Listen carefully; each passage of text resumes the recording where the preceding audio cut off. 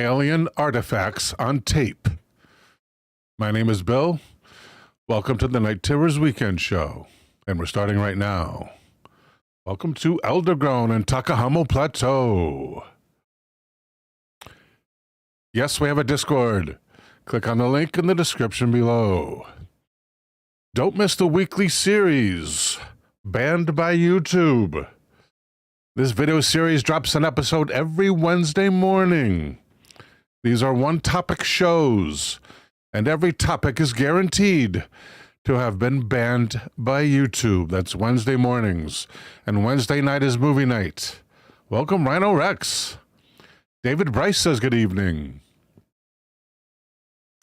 When we gather for a terrifying double feature only on Twitch and hosted by Gotchaman. Coming up this Wednesday at 9 p.m. Eastern, 6 p.m. Pacific. The Flight That Disappeared, whose passengers include a nuclear physicist, a rocket scientist, and a mathematical savant, are trapped on a continental flight when the airliner is drawn out of radar range by an unknown irresistible force. Followed by Don't Drink the Water, sounding like advice you may get before traveling to Mexico, is the story of a family who takes their vacation in communist Russia during the Cold War. Starring Michael J. Fox, Mayim Bialik, and Dom DeLuise. Welcome to Green Tea, who says howdy. Takahamo with a plateau, say Takahamo with a plateau.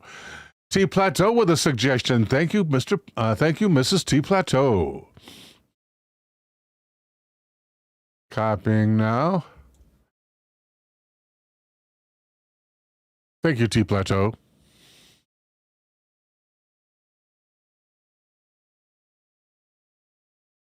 And another suggestion from T Plateau. I'll take another one. Thank you, ma'am. Dirty Tomato says hello. Welcome, Dirty Tomato.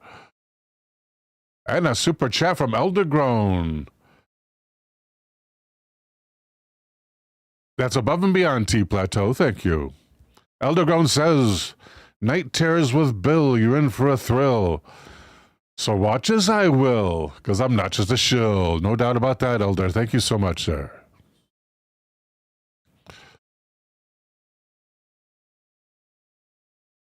Okay, let's get started. Wait, did I finish everything? Oh, no. I have one more part. Night Terrors depends exclusively on viewer support. If you enjoy the show, please consider supporting the show. In the description below are listed several ways to contribute from big to small. And if you are able, even if you can only buy me a coffee, I thank you for your support of the show. Doolin35 says hello. Welcome, Doolin. Elder and TO2 on 2 platforms. Steve is a longtime fan. Thank you, Steve. Dirty Tomato says Kenga Kong on the other account on the tablet, which is out of juice. Right. I should remember these details. Thank you, ma'am. It is Kenga Kong. Thank you, T Plateau. Okay, let's get started. Here at sentinelnews.substack.com. Thank you, Green Tea, for the topic. Let me just copy that. Got it. Thank you, Green Tea. Anyone else who wants to submit a topic, please feel free. What's the show about tonight? Asks Dulan. Well, we're starting off with alien artifacts on tape. The movie posters are still up. Thank you, Elder. Much appreciated. And that's a good for me because it serves to hide my fault over here. But thank you, Elder. So, Dulan, we're going to start at sentinelnews.substack.com. I hear Substack all over the place. I'm kind of wondering what Substack is. And I'm going to ask ChatGPT. Maybe you guys have heard it too. What is Substack?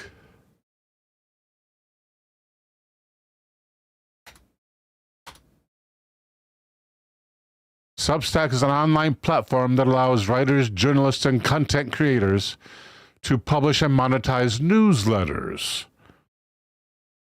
Good to know. Substack is popular among independents because it removes the need for traditional media intermediaries, allowing direct engagement with the readers. Cool. No, I know. Elder says, I've heard about it more often. Substack is like a blog, says Green Tea. And here at Sentinel News at Substack.com is a story by Theodore, from last month, February 16, 2025. Thank you, TO2, for the super chat. Very much appreciated, ma'am. Rhino Rex with a good suggestion. Thank you, Rhino Rex. Got it.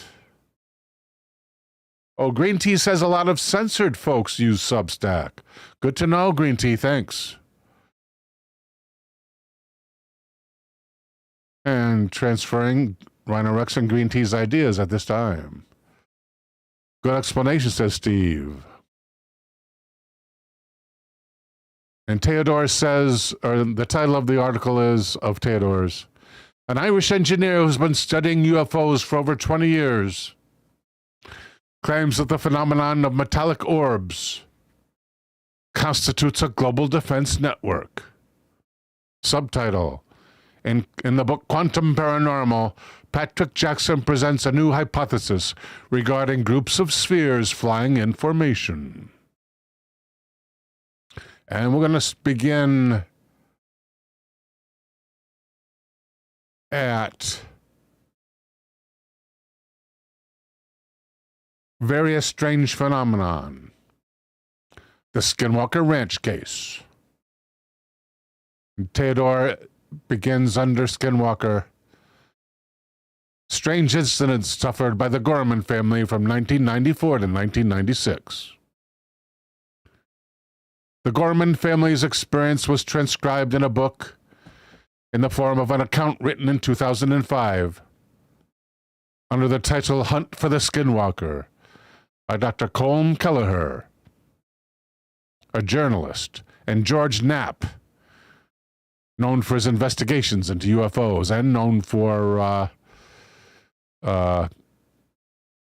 taking over for Art Bell as well. Rhino Rex says, was waiting for us to get to the ranch.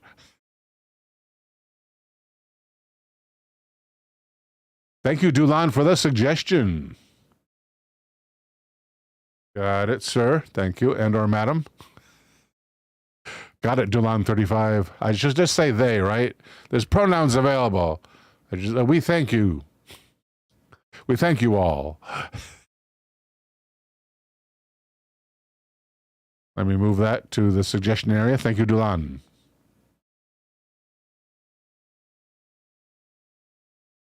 The events experienced by the Gormans were studied discreetly and almost secretly for several years by a team from the National Institute for Discovery Science under Dr. Kelleher. Dulan is a guy. Thank you, Dulan. I kind of suspected. Good to know, though. Thank you, Dulan. Verpeen has arrived. Welcome, Verpeen. This private organization was founded in 1995 by Las Vegas businessman Robert Bigelow, who was interested in UFOs and related phenomena. Verpeen has finally made it to a Saturday show. Congratulations, V. The purpose of his book is to discuss possible explanation for events on the ranch, including paranormal theories, even esoteric ones. Thank you, Green Tea, complimenting the thumbnail.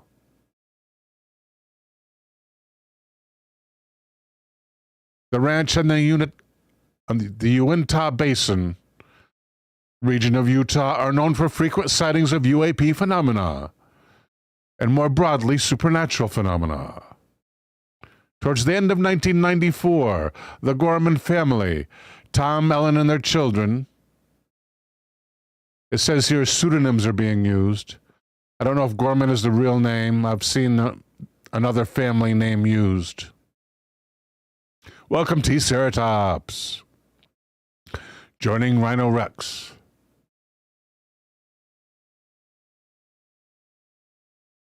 The Gormans purchased a Skinwalker Ranch in Utah for the purpose of raising cattle, and they moved in.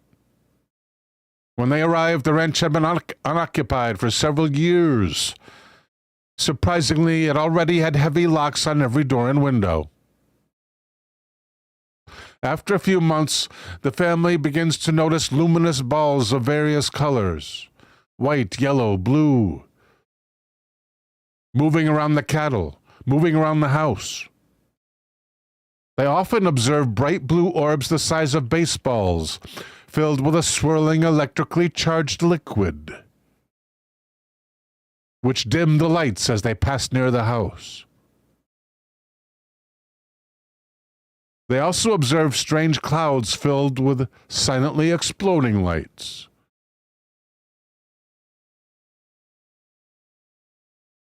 The occupants experienced phenomena linked to poltergeists in the house. Doors slam, objects disappear and move from one room to another. Some incidents resemble pranks, such as strange mocking voices, misplaced groceries, and the like.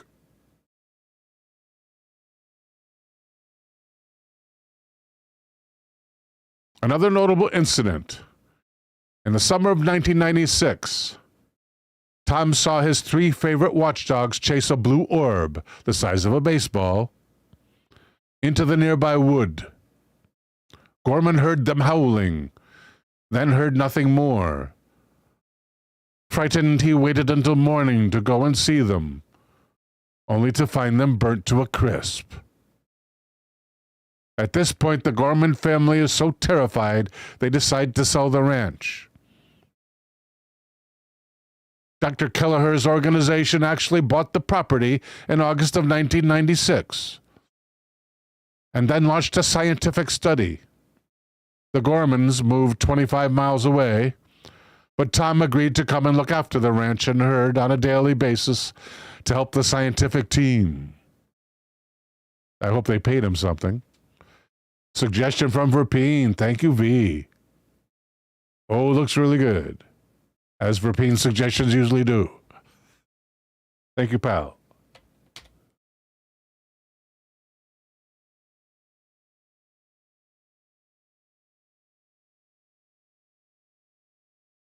And the author continues.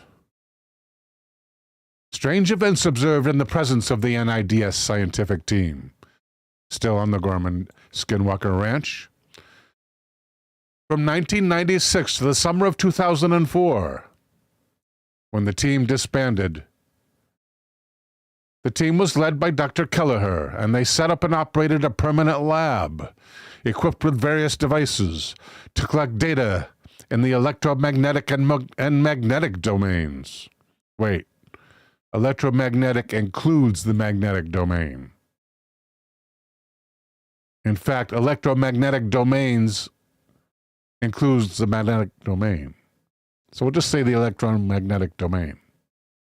As well as on UFO-like luminous manifestations in the visible and ultraviolet spectrum. Numerous phenomena were observed and analyzed, such as cattle mutilations in the region, or apparitions of mysterious luminous spheres or orbs, which were never clearly recorded.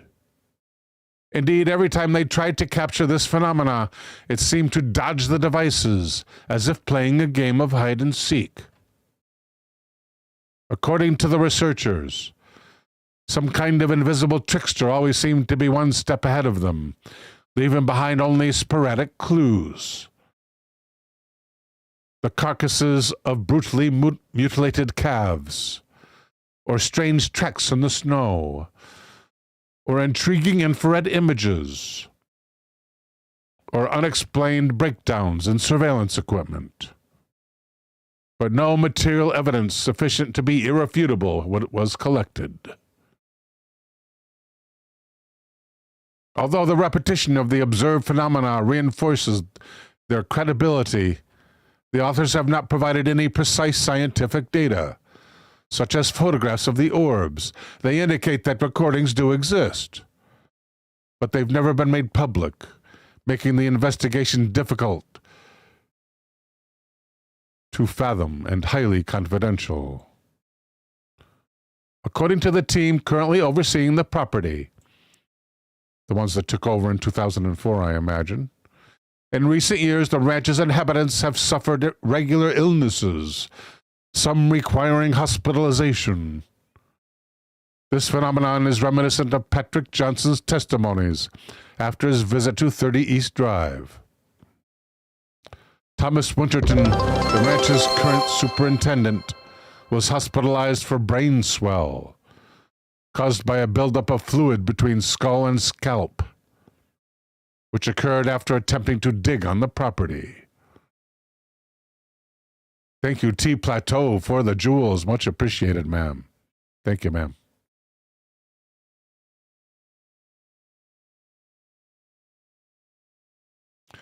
How the UFO network works on Earth, according to Patrick Johnson. Based on historical cases and field observations, Patrick Johnson identifies 3 types of orbs.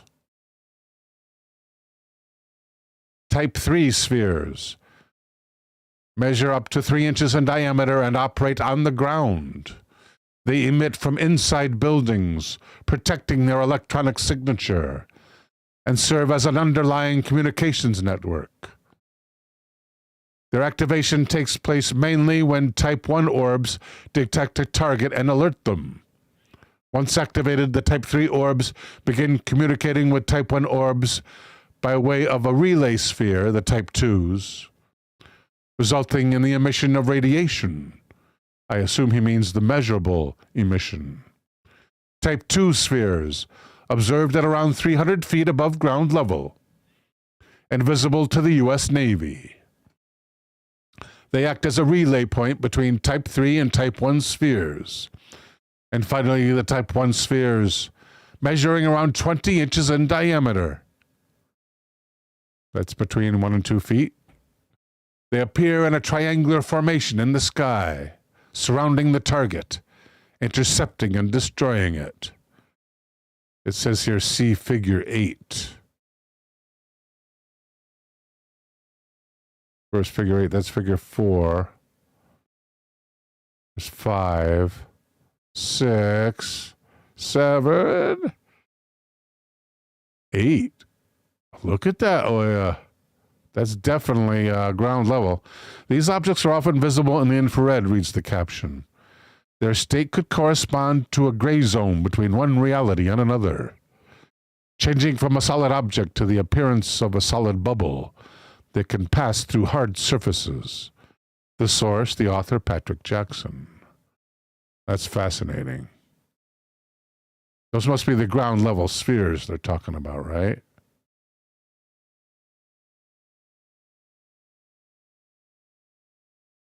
In 2023, a slide published by ARO on unidentified aerial phenomenon reporting trends from 96 to 23 provided precise details of these objects.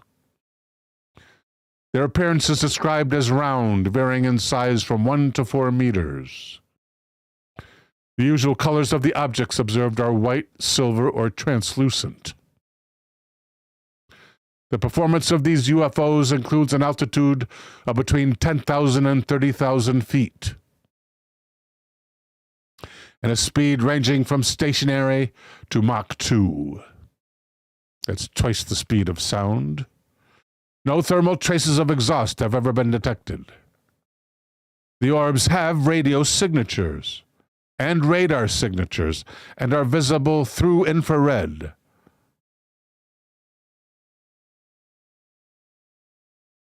This being a diagram of the theoretical workings of the spheres. According to Patrick Jackson, the proposed action diagram illustrates the flow of communication and the specific roles assigned to each type of orb in the interception model. There's the ground orbs, type 3. There's the type 2s.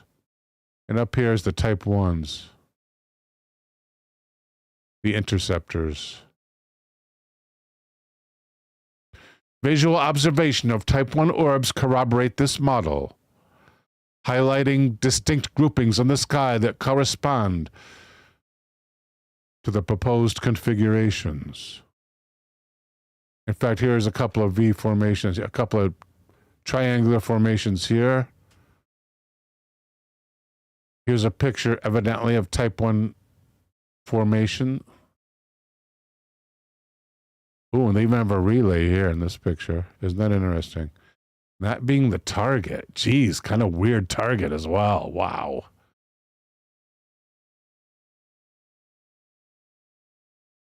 And we're going to skip down to material evidence,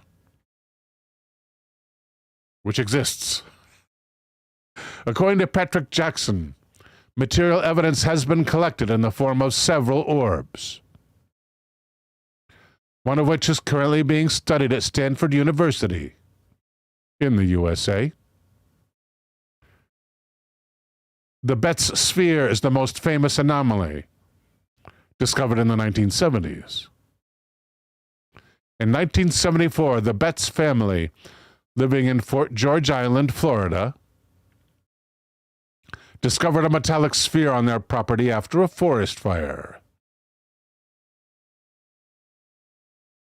The sphere, about 20 centimeters in diameter and weighing about 10 kilograms, was made of stainless steel, or appeared to be made of stainless steel, and was perfectly smooth with no visible joints. The family initially thought it was a military object, or a work of art, or even an extraterrestrial artifact. According to the family, the sphere emitted vibrations, changed direction autonomously when rolled on the ground, and produced unusual sounds.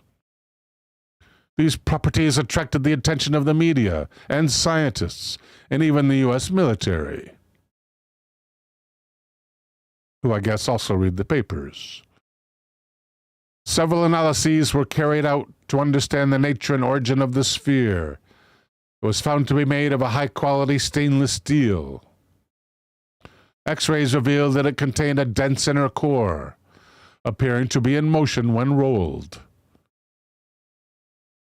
Finally, chemical analysis showed no trace of plutonium, despite the fact that the atomic number assigned to it corresponds to number 94 in the periodic table of elements. What? That doesn't make any sense. The atomic number assigned to the steel? What's atomic number 94?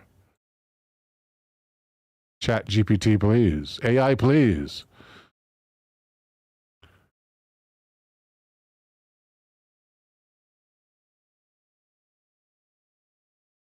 What is number 94 on the periodic table?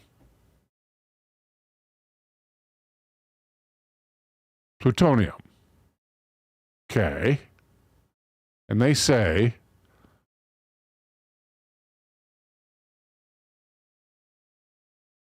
chemical analysis showed no trace of plutonium, despite the fact the atomic number assigned to it, meaning the sphere, corresponds to the number 94 in the periodic table of elements. This can be explained by the fact that most instruments are only designed to detect elements up to plutonium, with anything higher being specialized. Consequently, its atomic number would not be 94, but higher. What's the atomic number of iron? What's the number of iron?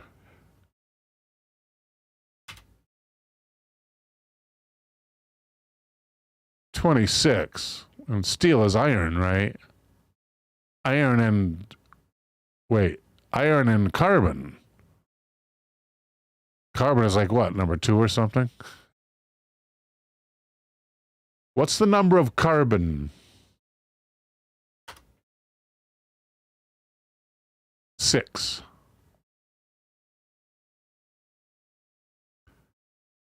Elder says steel is not an element. That's correct, Elder. Thank you. You're so correct, sir. But I believe iron and carbon does make steel. I believe that's how you do it.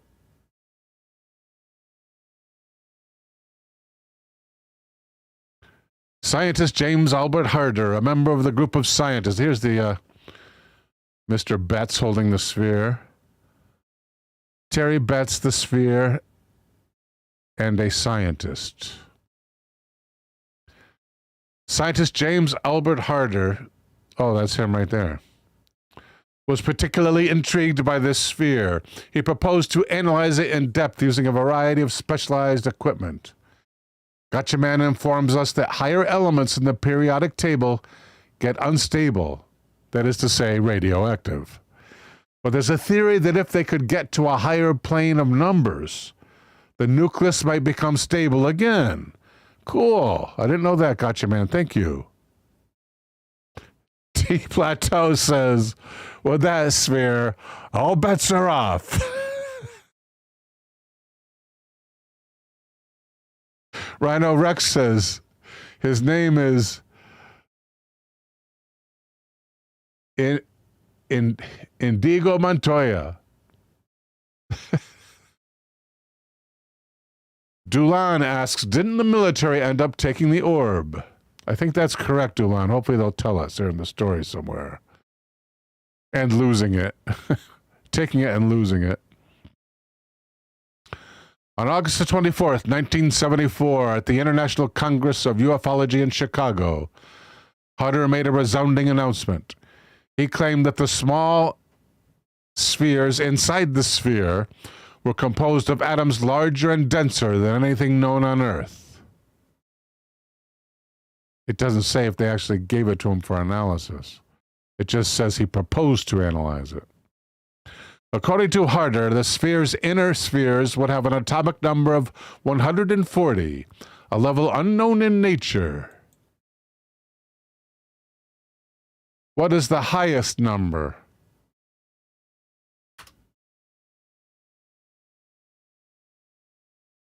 118 people. But that's just today. We don't know about the future. That you got to leave the periodic table open for further developments. I saw a fascinating science show today on YouTube about a new explanation of dark matter, about time passing at different rates in different parts of the universe, and presenting the illusion that dark matter is there. I thought that was, and it makes sense. To put this in perspective, the heaviest element naturally found on Earth is uranium, with an atomic number of 92. Most higher elements are created artificially, as in the case of plutonium, created in a reactor where uranium atoms absorb neutrons, most often the product of partial acceleration experiments. Eldergrown just watched one of those videos just before the show. Yeah, interesting stuff, huh? Yeah, it's we are live. Yes, we are Angel Mist. Thank you. Welcome, Angel Mist. It's because of the James Webb telescope that they're finding out all this stuff.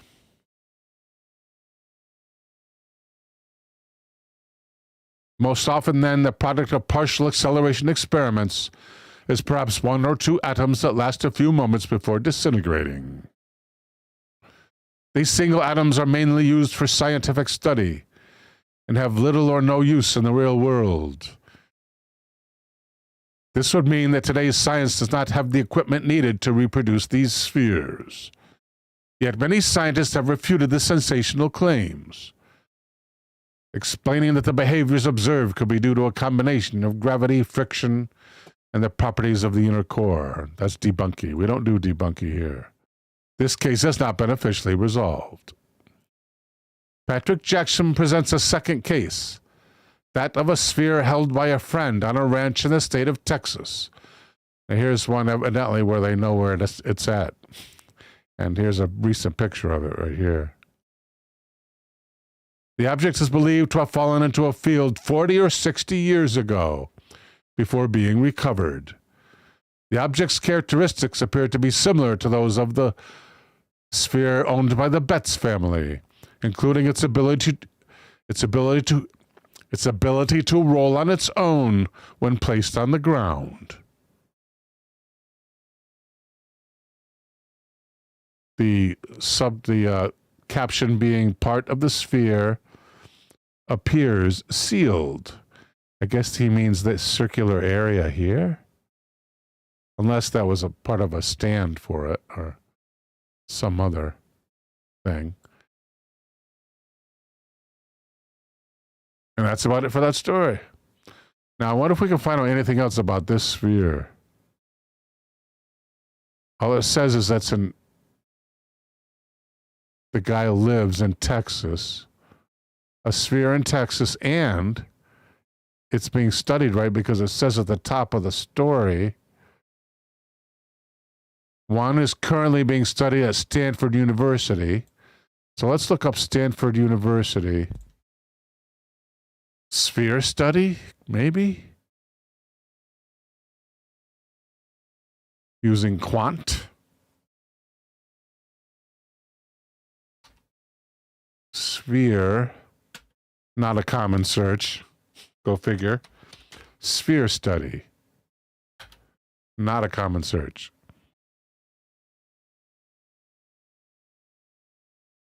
We are not finding it. Let's search by the picture. Maybe the picture's been reproduced somewhere else. Okay, that means we got to save the picture. Where is it?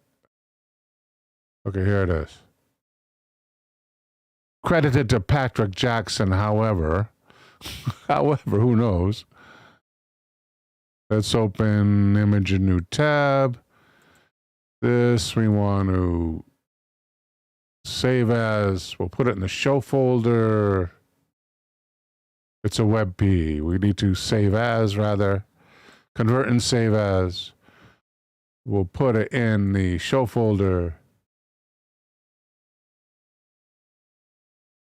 Right here. Entitled Alien Artifacts on Tape. Save it there. Now we got to go to Yandex, which is the best place to search for a match, I believe.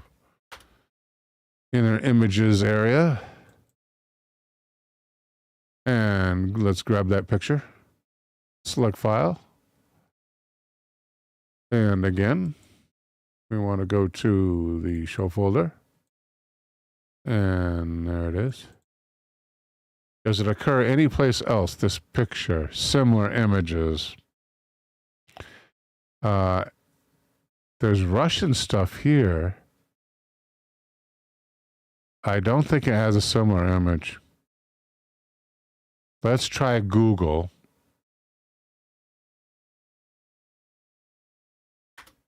Image search. No, no. That's microphone. No, go back. Why do I do this? Image, not voice. And again, the show folder. Verpine says it's a Happy Fun Ball.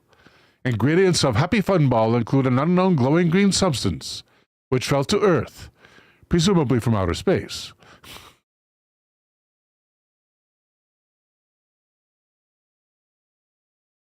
Aha! It's identified on Substack. Oh, here we go. One of the separate pictures is available here. This from a YouTube video.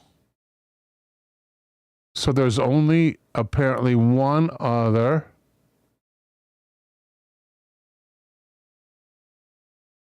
picture of it.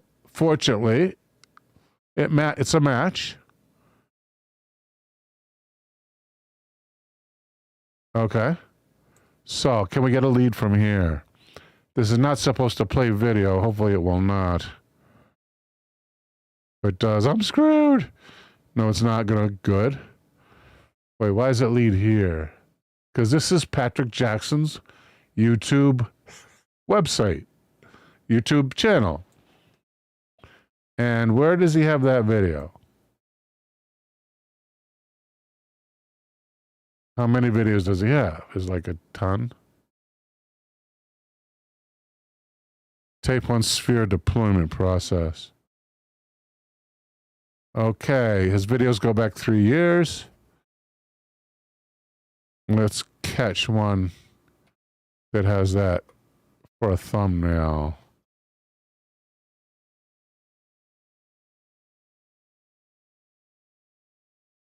Huh, I'm not seeing it. That's odd. Why would it be here and yet it's not on a thumbnail?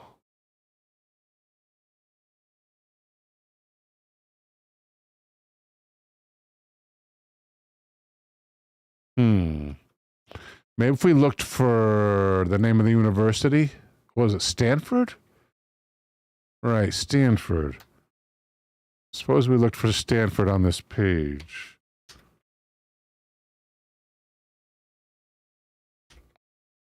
University is not there, but is Stanford there? Stanford is not there. How about study? How about Texas? No Texas. How about his friend? Friend. No, nothing. Yeah, I don't see it here. Foo Fighters spheres. That's from World War II, the Foo Fighters. T Plateau says, happy, happy fun ball. Turns you green with happiness.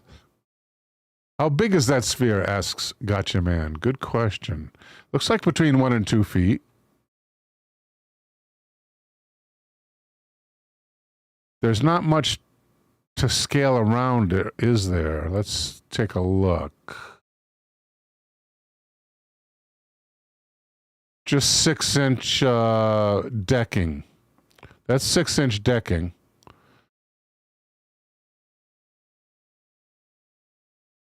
So, but yeah, about a foot in diameter. Maybe a little bit bigger. Maybe a little smaller. Check out the size of the thumb. Can we look at a bigger picture here? Not really. Don't I have it blown up somewhere? Open image in new tab. Thank you. Yeah, but it looks smaller than a foot if you take into account the scale provided by the hand here. Boy, that's a perfectly manicured thumb. Not a farmer. Gotcha Man with a link. Thank you, Gotcha Man. 12-inch stainless steel gazing globe, yeah. Those are very bright in sunshine. Thank you, Gotcha Man. Okay, folks, time to go on to the first suggestion. Where did I do that search? Was that here? Was it here? Let's duplicate. I think it was here. Let's duplicate this tab. We'll go back to. We'll just go to Quant. QW. Thank you. All you need is a story to go with it, says Gotcha Man. Okay, first up on our suggestion list is T Plateau. There are 2 suggestions here. I'm going to grab one which there's a disappearance of Cynthia Anderson from 1981. That I think Plateau has asked before. So she looks like she's especially interested in that. And also, but there's also, I can't resist, the victim of spontaneous human combustion. That is, as to say, Henry Thomas. Thank you, T Plateau. That happening in 1980. So let's plug that in. It is. Grabbing a pen. Trying to grab a good pen. It is 40 minutes past the hour. And it's time for human combustion, spontaneous human combustion. Go.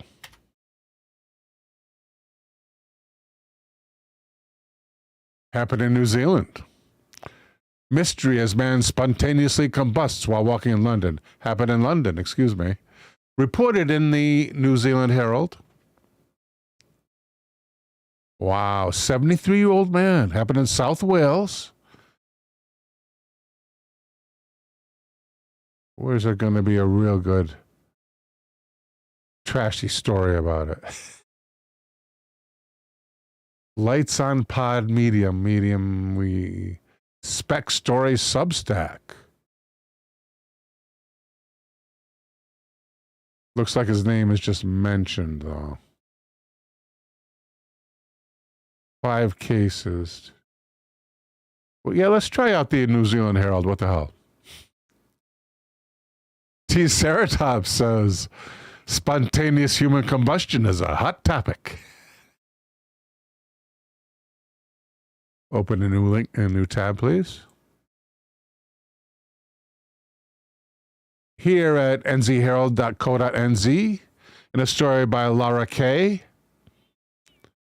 from the Daily Mail. Good. Mystery as man spontaneously combusts while walking in London.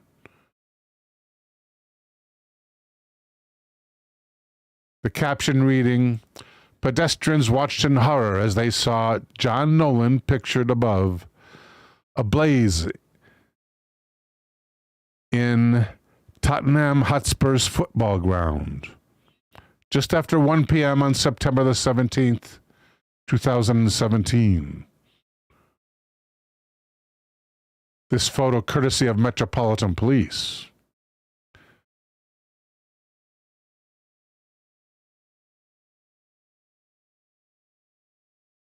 Investigators have been left mystified. Is that a suggestion? Gotcha, man. Thank you. Got it.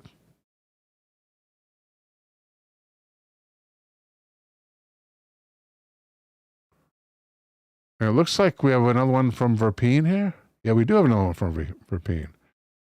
I think Verpine was first.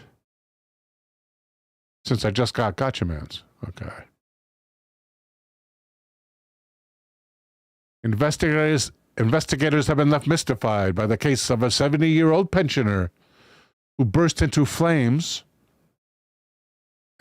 and unalived in front of horrified passers-by on a quiet London street. Another famous... Okay, thank you, G-Man. Maybe we'll tack that onto the end. Thank you. Pedestrians watched in horror as they saw John Nolan ablaze in Orchard Place, North London, near Tottenham Hotspur's White Hart Lane football ground, just after 1 p.m.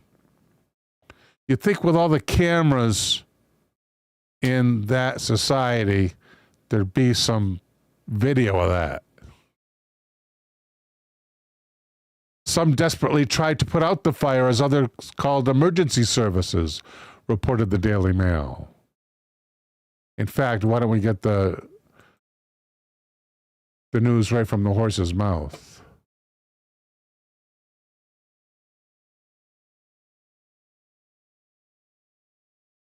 Mr. Nolan, who was unmarried and a retired construction worker from County Mayo, Ireland, was flown to Broomfield Hospital in Chelmsford, Essex, by air ambulance. Is an air ambulance a helicopter? Is that what an air ambulance is? It is in this country. But he expired the next day. His body was 65% covered in third-degree burns. It's got to be rough to come back from that if you're of advanced age, I imagine. TO2 does not like the Daily Mail.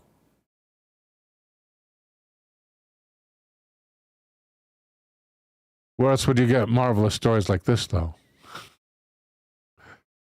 Good evening, Ryu 1972.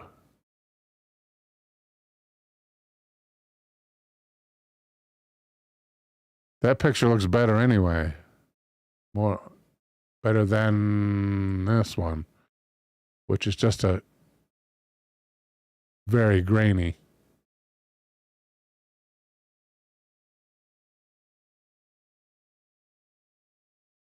And again, credited to the Metropolitan Police. London Fire Brigade specialist investigators were unable to find anything at the scene that would have sparked a fire. No property or anyone else was harmed in the blaze. Detectives are appealing for witnesses to come forward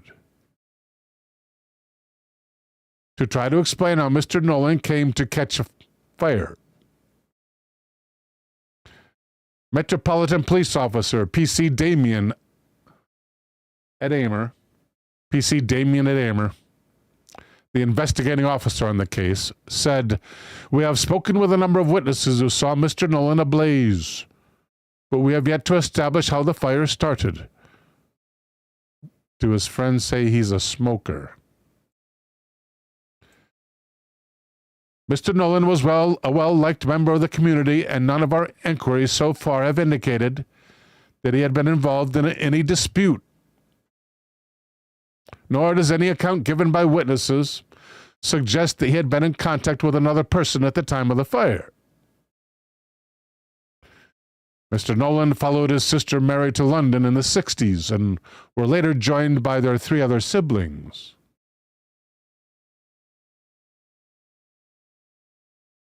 Rhino Rex says he was a smoker after they put him out.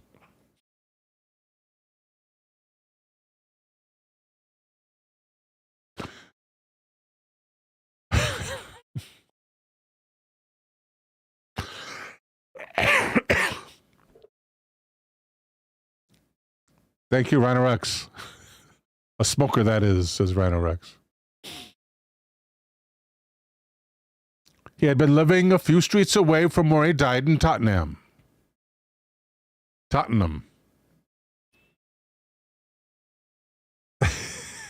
T. Plateau says, "That's dreadfully funny." A post-mortem examination gave the cause of his unaliving as severe burns. But was he a smoker? His inquest will open at Barnet Coroner's Court next year on March 13th. No arrests were made in connection with his death, which happened on September 17th and is still being treated as unexplained. At the time, his family told the Irish Post of their heartbreak. Oh, wait, another link. Could this be the original link? Looks like this is the original link. And that looks like it's a picture of much better resolution. But it's grayed out. No thanks. Here at irishpost.com.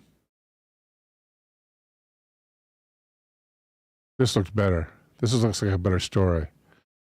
Mr. Nolan had planned to watch his native Mayo take on Dublin in the All-Ireland final. His native Mayo take on Dublin in the All-Ireland final. But his clothes mysteriously caught alight just yards from his home while on a quiet Sunday afternoon walk.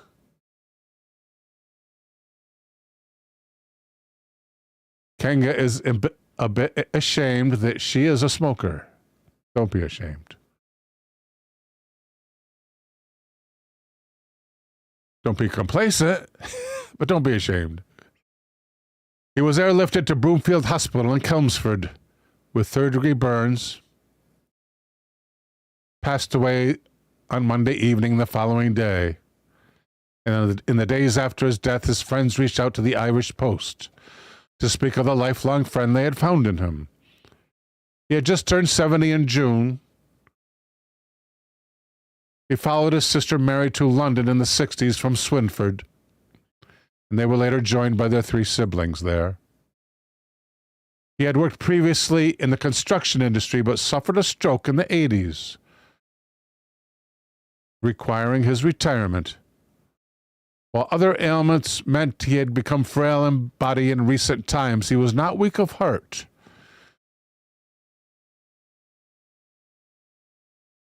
No, Kenga's correcting me. She is not a smoker. Thank God. She was just ashamed that she laughed at the joke about the guy being a smoker.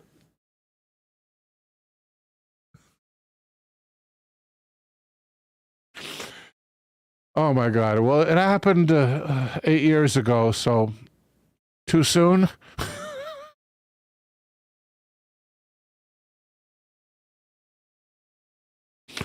Oh, my God. Rapine having a good time. Ryu 1972 having a good time, laughing out loud.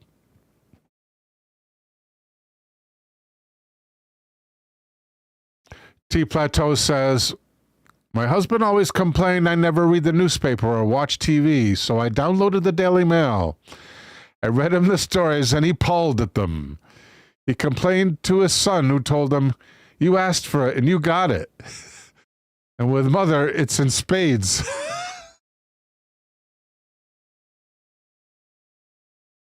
That I believe.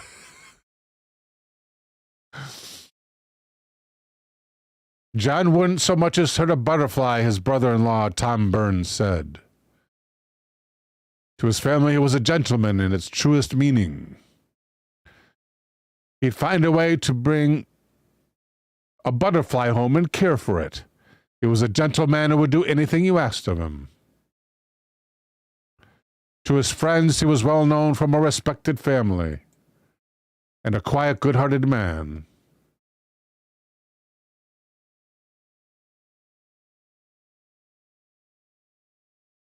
At Haringey Irish Center, just minutes from his home, the support service manager told the Post John was very quiet and kept to himself. Everyone liked him, and he was popular. Even people at the library knew him. But was he a smoker? That's like, isn't that like the first question you ask in the case of spontaneous combustion? By the way, we also have a related case which was provided by Gotcha Man, and that concerns a more famous case, I take it. Mary Hardy Reeser of spontaneous combustion. Thank you, Gotcha Man.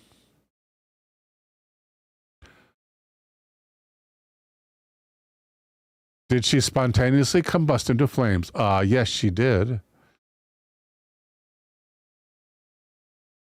Let's try Click Orlando for this story, since she expired in Florida. Elder says that's part of the mystery of spontaneous human combustion, often happening indoors despite the intensity of the heat. Nearby furniture and structures are often undamaged. Armando V has arrived. Welcome, Mando. C24 is here. C24 says, maybe the explanation is an overdue library book.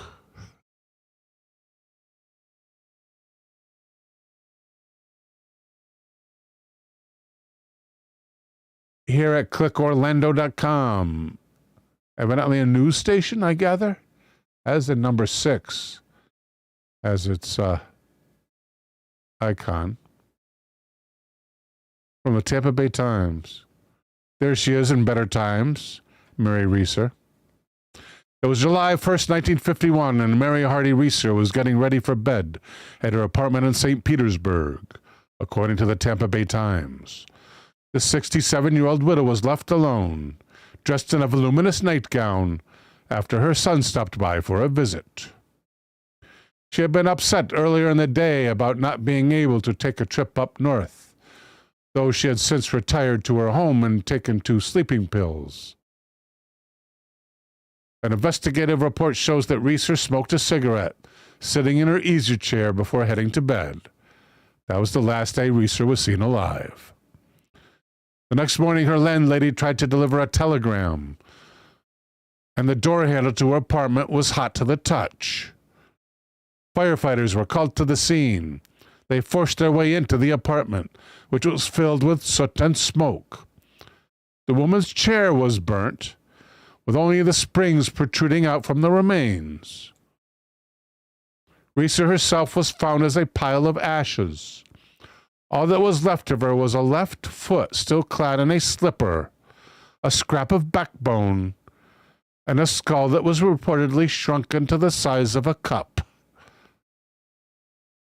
Melted human fat was discovered in the carpet. Wow.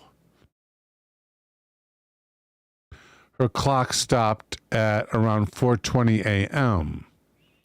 Why that's important, I don't know. It looks like an electric clock. Let's take a close-up look at this. It's got to be an electric clock.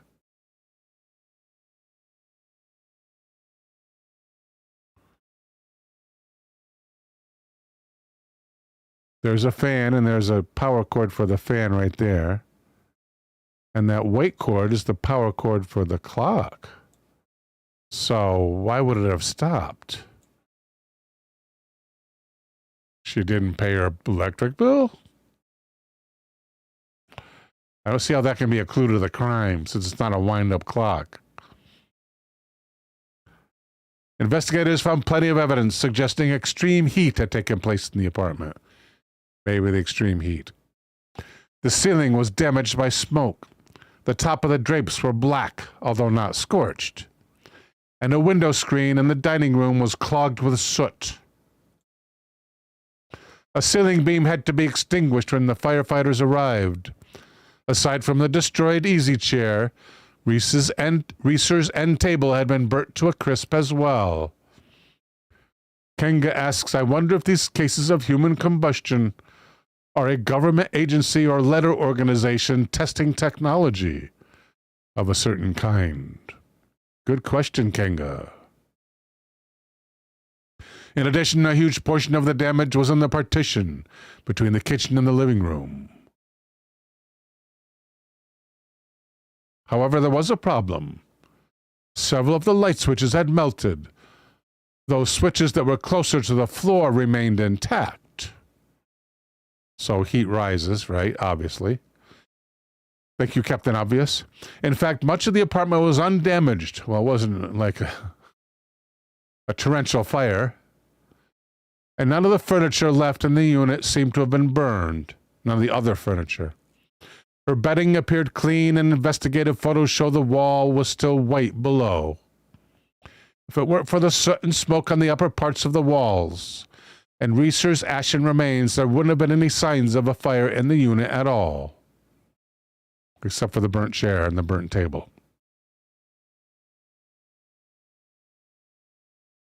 Yeah, look at that. Isn't that weird?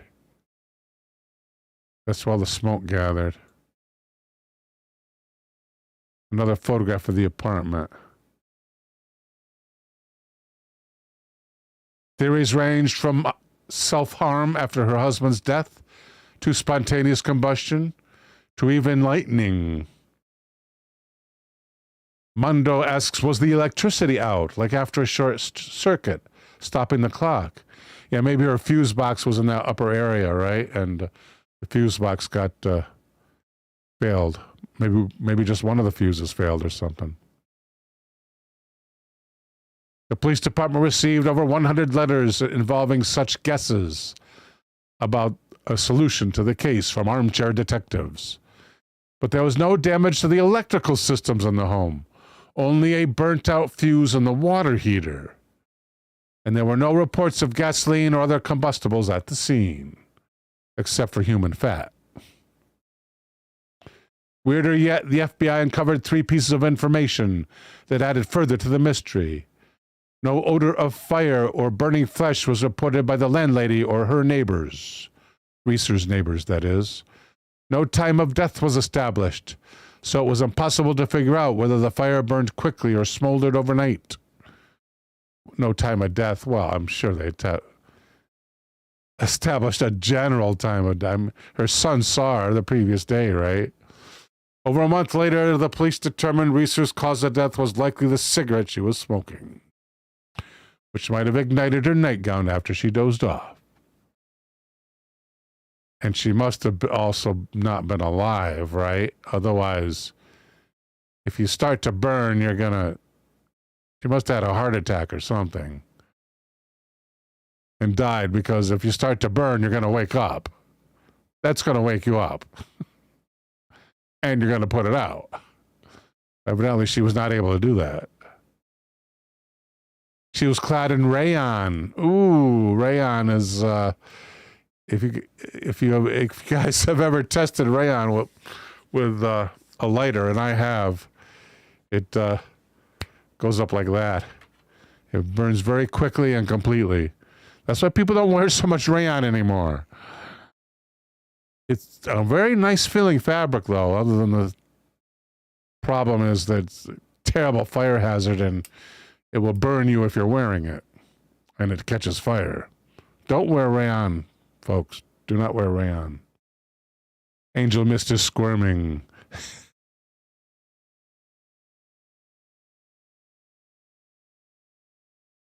All right, since Gotcha Man gave us last suggestion, let's return the favor and do a little promo for the movies he's going to be hosting this coming Wednesday at 7 p.m. Eastern, 10 p.m. Pacific. Is that right? 9 p.m. Eastern, 6 p.m. Pacific. Yeah, the Wednesday movies, only on Twitch. The Flight That Disappeared will definitely remind you of an extended episode of The Twilight Zone. Much better than the usual 1960s science fiction fare.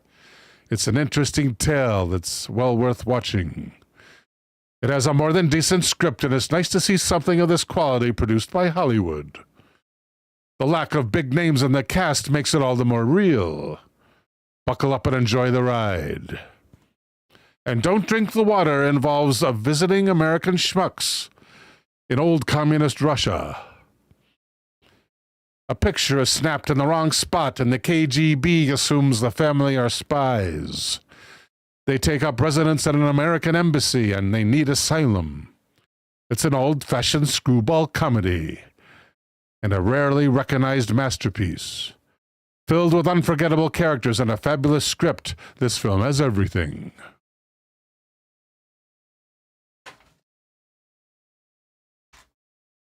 All right. Let's go on to the next suggestion. And that is from... So we did Gotcha Man and we did TO2. So let me just move this one. Can't move that one there. I have to delete it. We'll delete Gotcha Man and we'll delete... I think it was the second one. Crossing my fingers. Next is from Green Tea.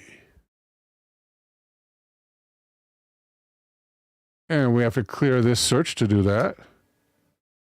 Actually, we have to go back to one more, right? Actually, we have to totally clear the search like this, right?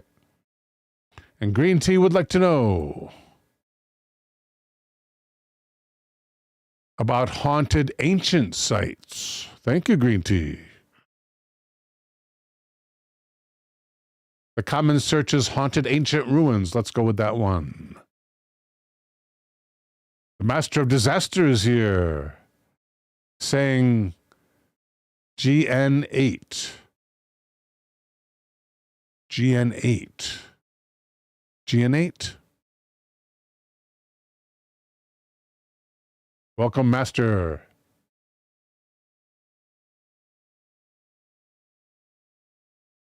T Plateau says, we don't have a lot of rayon stuff here in Australia. Good night, says Master of Disaster. Good night, Master of Disaster.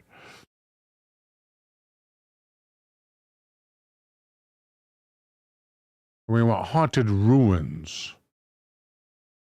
Oh, these are all ads up on top. From Quant? What a disappointment.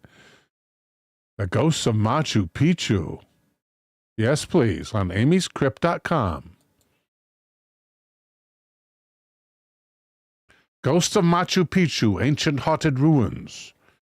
It is 4 minutes past the hour. Let's call it 3 past the hour.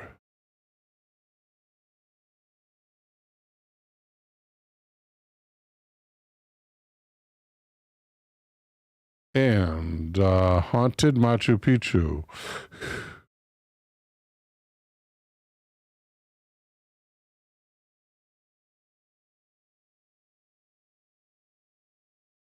This is at amyscrypt.com, and it's written by, I assume, Amy. She's going to tell us at the bottom.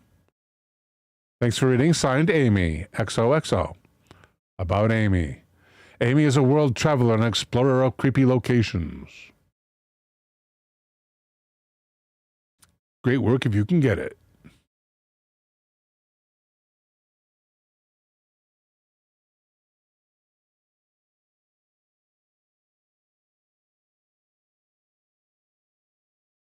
And Amy begins. Perched high above the Andes in a southern area of Peru sits a 15th century citadel built by the ancient Incas. Machu Picchu, roughly translated to Old Mountain, is a truly incredible sight, unrivaled by any other surviving ruins of its time. Viewing the rugged, intensely green mountain top from such an altitude is in itself remarkable, before even considering the plethora of stone buildings and temples left scattered by the Incas. Well, it's nice and green because they maintain it with lawnmowers, I imagine. I wonder how many of the steps below are maintained in a similar manner. Machu Picchu. Let's search for pictures. Oh, come on. Machu Picchu. Why is it not letting me copy? The whole page is... No, it's not the whole page either. Let me copy up here, people. Finally, Machu Picchu. Let's check out some pictures. That's got to be here.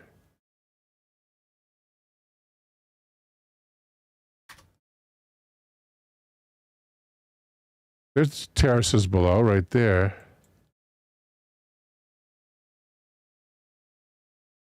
So there's a few of them, kept very well, but no crops, just grass. Nothing you can eat. Maybe they use livestock to mow that area. Let's open this up. Oh, great resolution. Let's open this in a new tab. Take a closer look. I'm talking about these plateaus down here. What would you call these? There's a name for them. They use these for farming. Not anymore, but they used to. The water flowing from one to the next, I imagine, which is really cool. Steps, maybe? But I'm not sure. Terraces, maybe, says Trippy Cat. Elder says terraces. Yeah, maybe terraces. I could ask ChatGPT.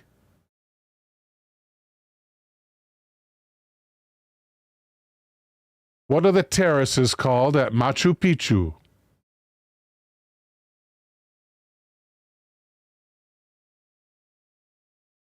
Called at, not call that.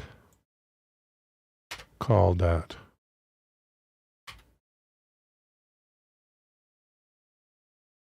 Andines. In English, please.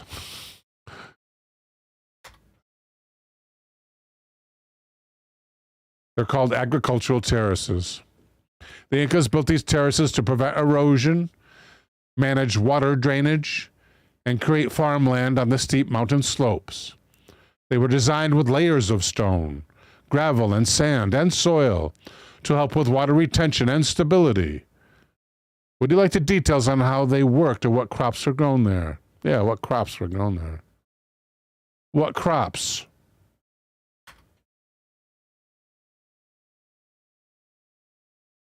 Corn, potatoes, quinoa, a high-protein grain without any taste, still popular today.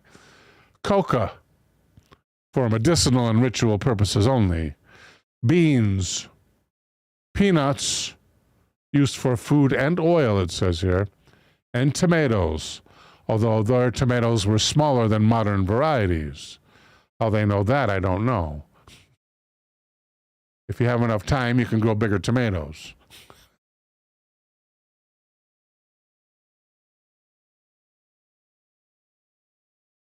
Where's the haunting part?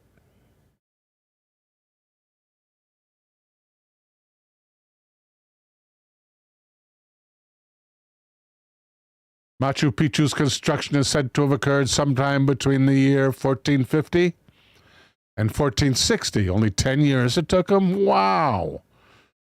That's amazing for 10 years, my friends. While the exact purpose of this site remains a mystery, many archaeologists theorized it was built as a royal estate for certain leaders. Gotcha Man does not like quinoa. I've tried it. It looks like worms and has a weird texture. Big L1 is here with a decent joke. Thank you, Big L1.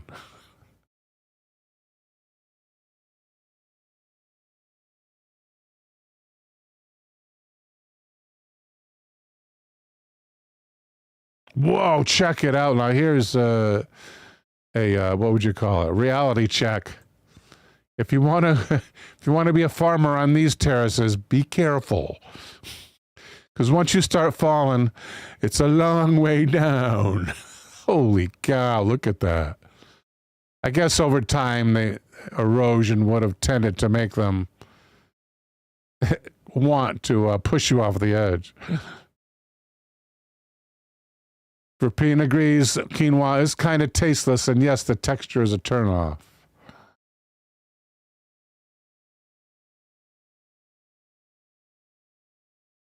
Gotchaman says quinoa is one of those weird. I thought, is it kiwa? I thought it was quinoa.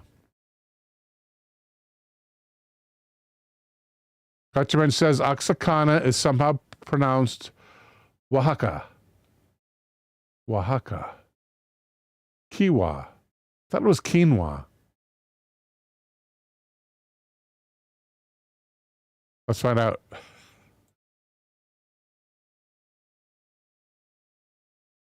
How do you pronounce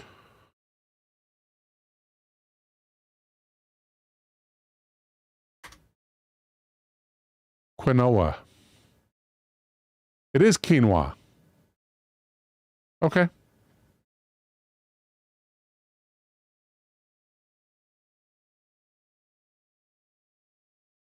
Gotcha Man says, I could be wrong. I just know now it's not quinoa.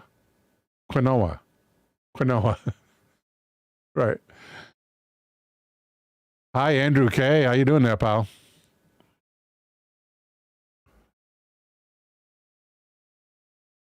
And all this time I pronounced it Oaxaca. Crikey, says T Plateau. Oaxaca, but it's Oaxaca. Oaxaca, Oaxaca. Tomato, tomato. Wait, where's the haunting part?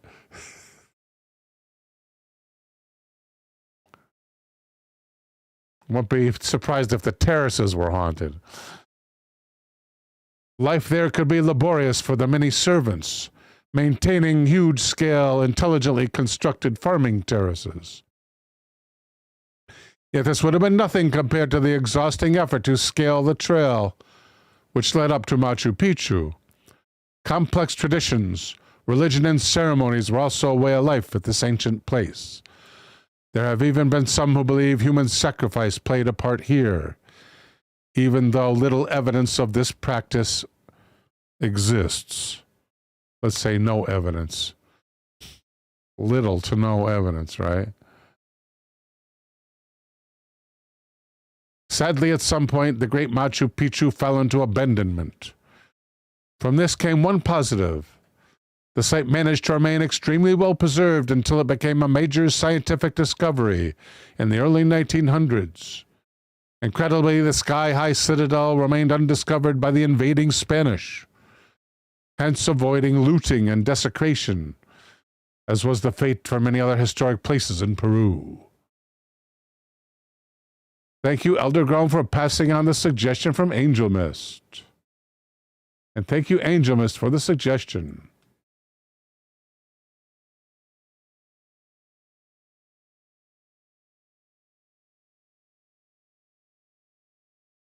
And let's move that to the list.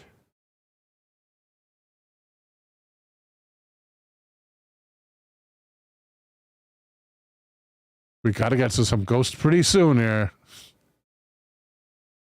Blah, blah, blah.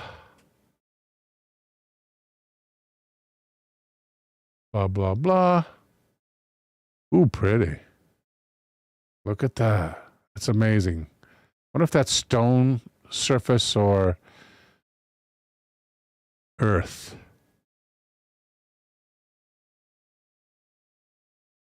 Visitors to the ancient citadel have claimed to sight apparitions within the stone ruins. These have been described as what is thought to be the spirits of ancient Incan priests, dressed in ceremonial garb. Typically, these sightings have been focused around areas where temples are present. It leaves one to wonder whether ancient spirits may still be present here as intelligent beings, possibly still looking over this spiritually important place.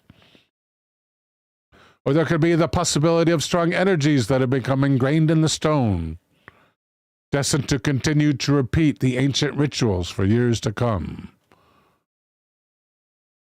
Others have described encounters with Incan spirits while on their way to Machu Picchu, specifically while making camp along the trail. These encounters are quite similar in nature and typically will manifest with individuals feeling as though they are being strangled during their sleep. Difficulty breathing, people, right? Difficulty breathing. High altitude people. Could this truly be the result of dark Incan spirits, or possibly caused by altitude sickness, which often causes sufferers to wake, gasping for breath during the night?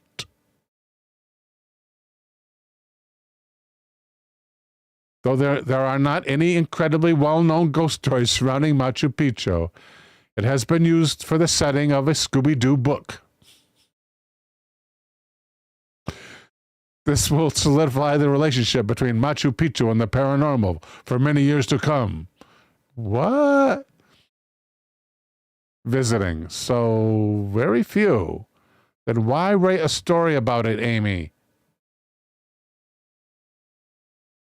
Well, there's no pictures of Amy here at the place, so I'm thinking, or is that her here? No, that is her there. Welcome, Dennis Jeep.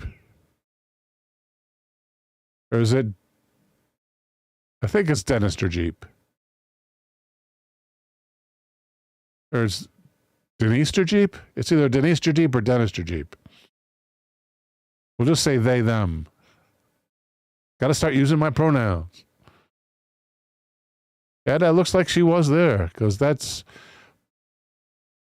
terribly underexposed, and so is she. So they are both in the same photo. Call me whatever, says Dennis Jeep. Okay, DDJ, you got it. Next up, we're going to take Dulan's suggestion at 18 past the hour. And that is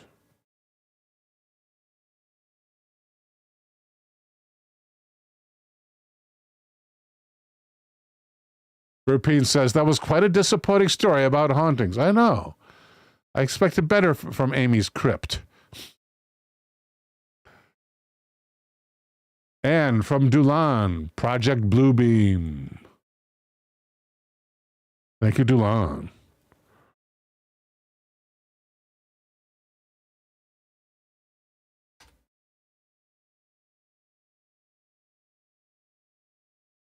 Let's go to all that's interesting for that story. Gotchaman says, Amy's crypt. It's dead in here.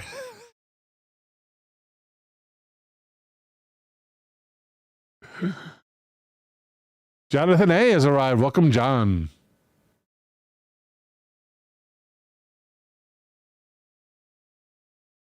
And here at All That's Interesting is a story by Kara Goldfarb. entitled Inside Project Bluebeam and the Conspiracy Theorist Behind It. According to the Project Bluebeam theory posited by Serge Monast, NASA and the UN are trying to establish a one-world government. This sounds debunky. I'm going to a different place. When they start to debunk with the subtitle, then you know that's a bad sign. How about Distractify? Result number 2.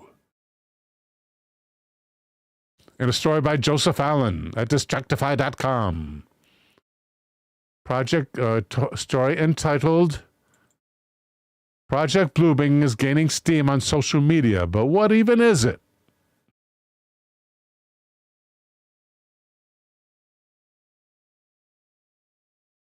One conspiracy theory is known as Project Bluebeam. It's a theory 30 years old, but it's gained new life in the age of the internet. In part because of videos that claim to be from all over the globe, showing glowing orbs in the sky. Here's what we know about Project Bluebeam.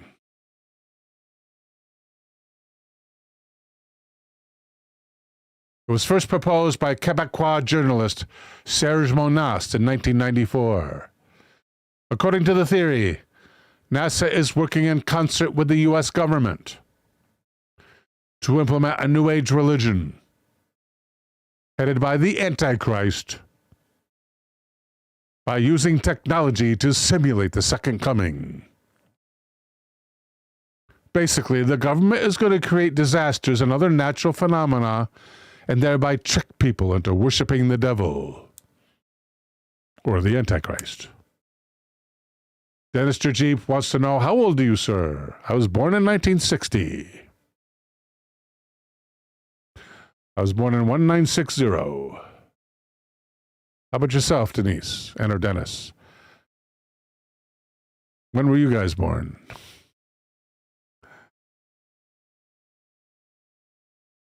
The first stage involves natural disasters like earthquakes, facilitating the discovery of new religious documents, discrediting many world religions.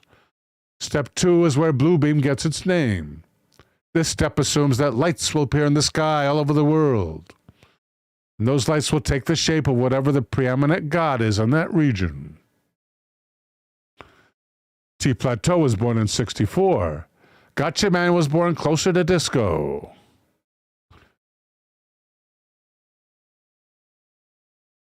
Jonathan A. wants to know, how do we fight back against these lizard people? At the end of this light display, the deities will merge into a single entity, a figure of the Antichrist. Of course, people would have to believe that these lights in the sky were actually a sign from their deity, and not just lights in the sky. This step is where many online believe we are now, even though there are things like drones and planes out there that also make lights in the sky. In fact, there's one comment here by Java Chop from this past December. We are effed. The drones are Project Bluebeam. Look for videos of them transforming from balls of light to planes when filmed. See for yourself, the government is not investigating. They are the ones doing this. Whatever you see in the coming days is not God.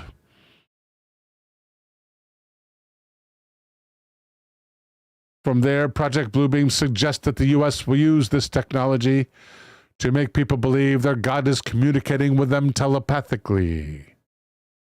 Again, pushing them towards worship of the Antichrist. The U.S. government chose an Antichrist, I guess. Jordan Cogburn is here, born in 1969. Ryu, born in 1972. A very good year. 3 years before the end of the war in Vietnam. According to the theory, this New World Order involves subjugation of Christians and slave labor camps, among other things. The theory also states these things would happen in the future.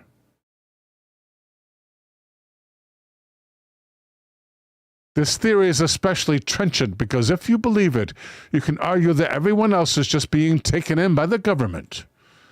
And as more and more drones cover the planet, many will be convinced that they're going to trick us, when all they really want is to surveil us. No, the author actually wrote that. Or words to that effect. And that's it. That's the end of the article. Groovy. Kenga is Gen X. Well, so am I, technically. Lee in Madtown, 66, is born in 66. Thank you, Lee. Angel Mist, born in 61. Or 61 years old. There's some kind of equilibrium there. Born in 61. Wait, how old am I? It's 2025. I've not had my birthday yet this year, so I'm still 64.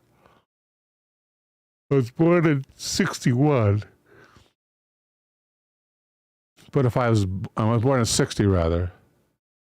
Rhino Rex born in 79. Thank you, Rhino Rex. Next up, a suggestion from Angel Mist.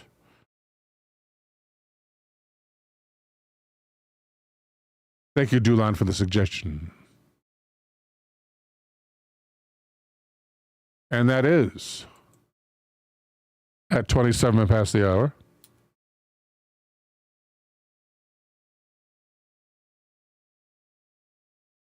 We got to go back to the original quant, or else we'll pick up extraneous unwanted info, as those who are familiar with the show already know. Okay, Cassadaga, Florida. Witches and palm readers. I like the palm reader part the best here.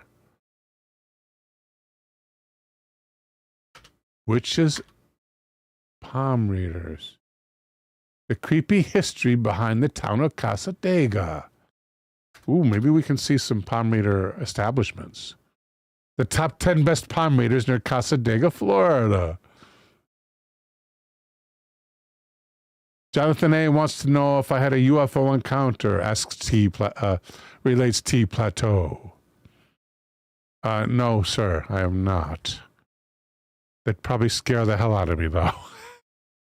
I'd probably be too scared to even film anything. Even though everyone carries a camera these days, right, in their cell phone. We wouldn't even remember to film it. I'd be so frightened. No, I'm not a victim of any of the things that I cover, except for the Mandela effect. I have had some interesting Mandela effects happen to me.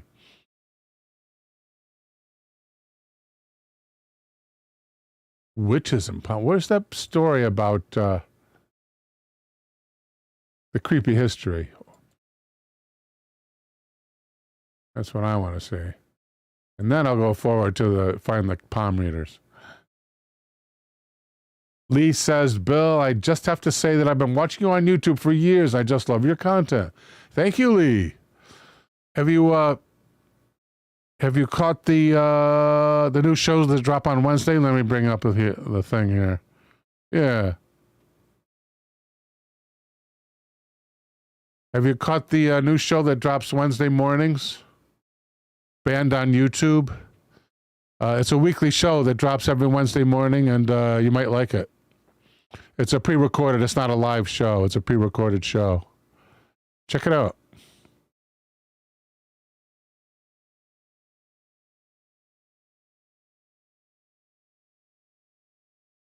Jordan Cogburn was watching a large satellite and thought, wouldn't it be funny if it just stopped?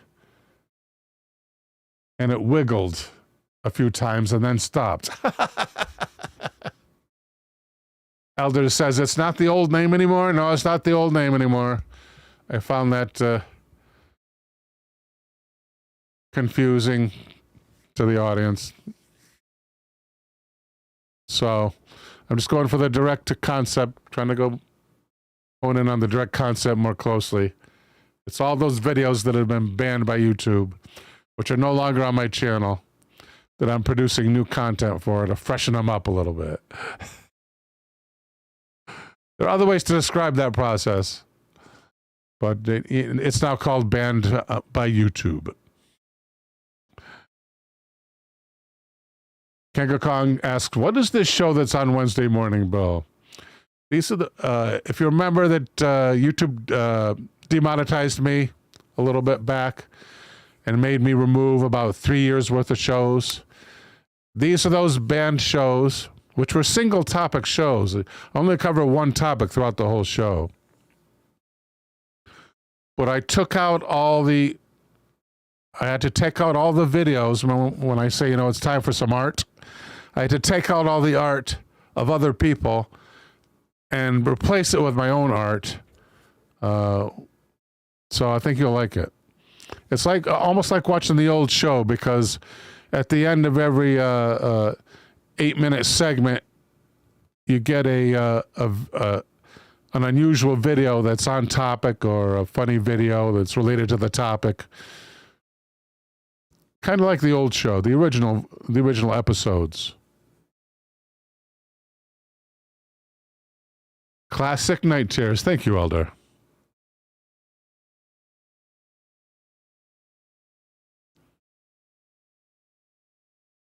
Yeah, it should show up. Let me show you what the thumbnails look like on that. It should show up in your feed if you're watching me. Let me just go here for that, I guess. We'll go to community first. Then we'll go to content. Then, yeah, this is what the, they're all kind of small. I don't have, do I have them in the same place somewhere? I do. Where is that same place? Let me get anything here. Let me go where the same place is. It's, okay, it's in a shortcut. Oh, it's not on this computer. I don't really have them here. Let me give an example, though. For instance,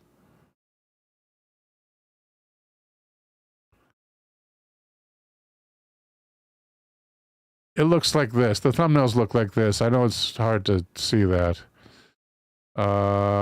If I view it on YouTube, is it going to be bigger? Maybe a little bigger. Yeah. And you'll know that it's the pre-recorded video, because it's going to be a bust of me with the Night Terrors singing on it. And that's how it's going to be different from the thumbs for the live show, which is just me and the picture on the thumb. That's what the shows look like, what the thumbs are going to look like. This is for an upcoming show. This hasn't aired yet. Okay, back to our next topic. The palm readers, yes, please. But didn't we get that article first? Where's the article? Yeah. Here at onlyinyourstate.com is a story written by Marisa Roman entitled "The Tiny Town in Florida with a Terribly Creepy Past." Requested by Angel Mist. Well, there's much to be said about the hauntings in and around Florida, Marisa Roman begins. Nothing quite compares to the little story I'm about to share. Cassadaga, Florida, has gained a huge popularity within the spiritualist community. But there's much more to this known witch town in the Sunshine State. So if you're ready to be creeped out, we invite you to read on about Cassadaga's history. For most people, the tiny town of Cassadaga is known as the psychic capital of the world. Look, there's the Cassadaga spiritualist camp.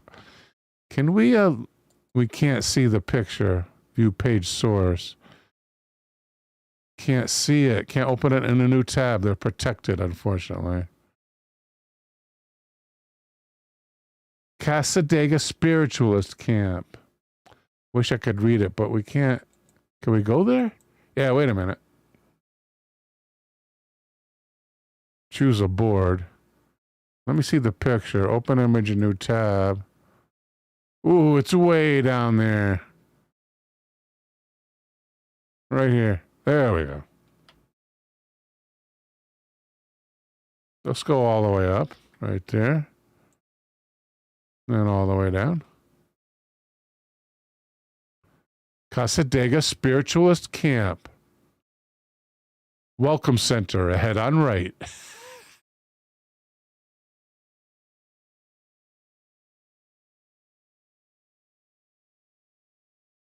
But there's no road on the right. It must be way to the right. Way, way to the right. Elder says Bill has more open tabs than a Wild West saloon. T Plateau says you should see this spiritual camp on Google Maps.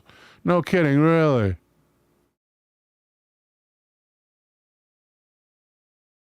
Thank you, Jonathan A., who says, I deserve more subscribers. I'm working on it. I'm almost ready to start paying for advertising, which I did for the old show. And that seemed to help a lot. And if you can find a cheap place to advertise, which I'm not going to reveal right now. Some of you guys may have found me through the cheap advertising I used to do. But I'm talking like where I can spend like $20 a week, something like that. Some really cheap advertising. And that seemed to help my numbers on the pre-recorded shows. Angel Mist says, we have everything in Florida. Okay, we got to go back to this page. The Cassadaga Spiritualist Camp began around the late 1800s after being founded by a trance medium from New York who once traveled the country performing seances. And there's his memorial. His name is George Colby. And again, we got to go to Pinterest for this crap. And again, we got to open image and new tab. And again, we got to go far to the right. Thank you. Spiritualist and founder, George Colby.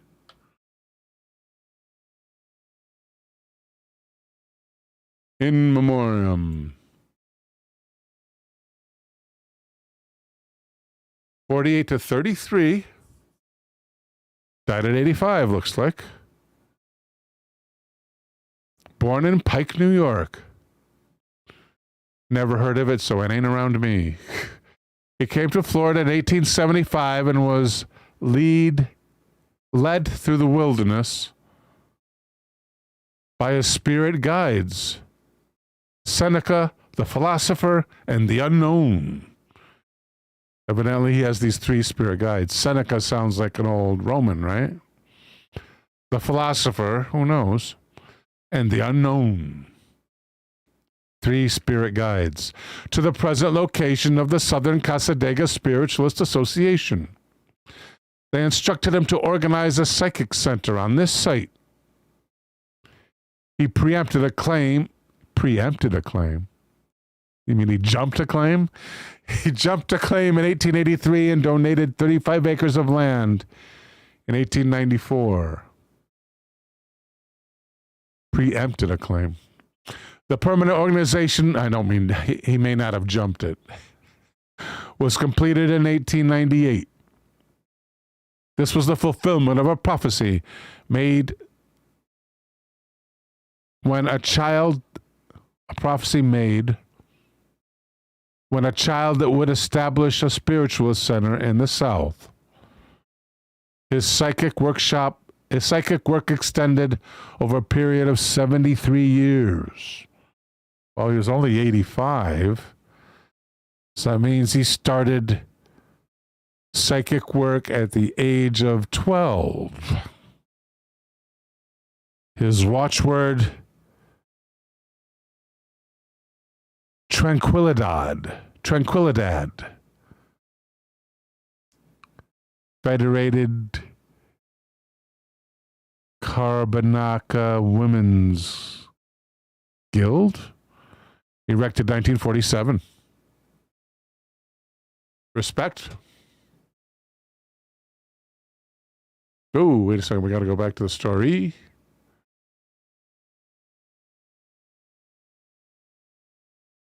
After Colby was contacted by the spirit of a Native American named Seneca. Okay, he was a Native American named after a Roman, of course, who was claiming to be Colby's spirit guide. He traveled to Cassadaga, Florida to found the spiritualist camp. As the camp thrived for many years, attracting visitors and spiritualists from all over the globe, many people were not happy with the refuge for mystics in this Florida witch town. Spiritualist Street and Mediumship Way. Certified spiritual healers, certified mediums available, bookstore, gifts, restrooms. Jonathan A. says, I want my head marker to read, well, shit, I tried. Many people who visited the so-called witch town in Florida thought the camp was the work of the devil and populated by pagans. Well, let's get a look at this present-day town through the eyes of those palm readers. 10 best palm readers near Cassadaga, Florida. The Psychic Shop, Cassadaga Hotel. We want real palm readers. Come on, Yelp. How about the Bash, the top 12 palm readers for hire in Cassadaga? A Magi, Psychic Party, Fortune Teller, Gypsy Dance. Magi. A Magi, Mystic, Melanie LeJoy. Amazes with spiritually uplifting, positive readings. I should move here. Florida, wow. Verpine says the catchword, the watchword, Tranquilidad. Never caught on. What is the translation of Tranquilidad? Obviously tranquility, right? What am I doing here? Give it back, give it back.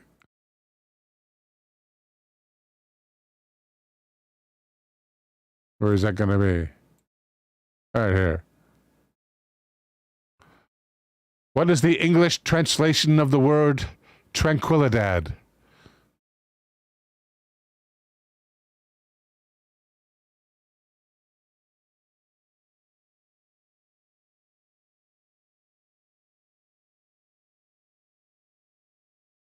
Okay, tranquility had, or tranquilla, dad. Tranquilidad.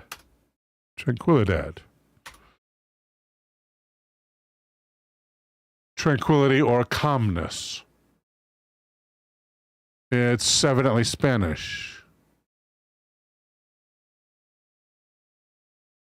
Mystery flavor is here. Tranquil. Mystery flavor correctly guesses.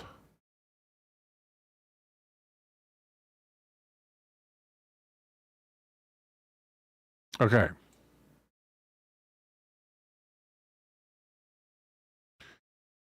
Psychic Life Coach Faith. Life Coach Faith brings 15 years of experience in personal development, offering both in-person and virtual sessions. So we're talking Zoom, and not Zoom, but they call it Zoom, a Zoom call, right?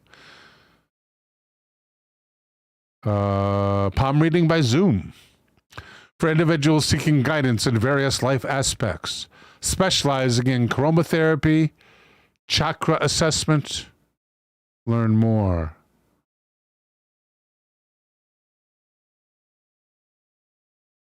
Love readings, tarot card readings, and more. So no palm reading here, really. How many palm readers do they actually have in Cassadaga? You would think at least one. The psychic l'oracle, or the psychic of the oracle. Angel Mist says, just make sure you wash off on your way out of town. It feels evil, no kidding. Interesting, Angel Mist.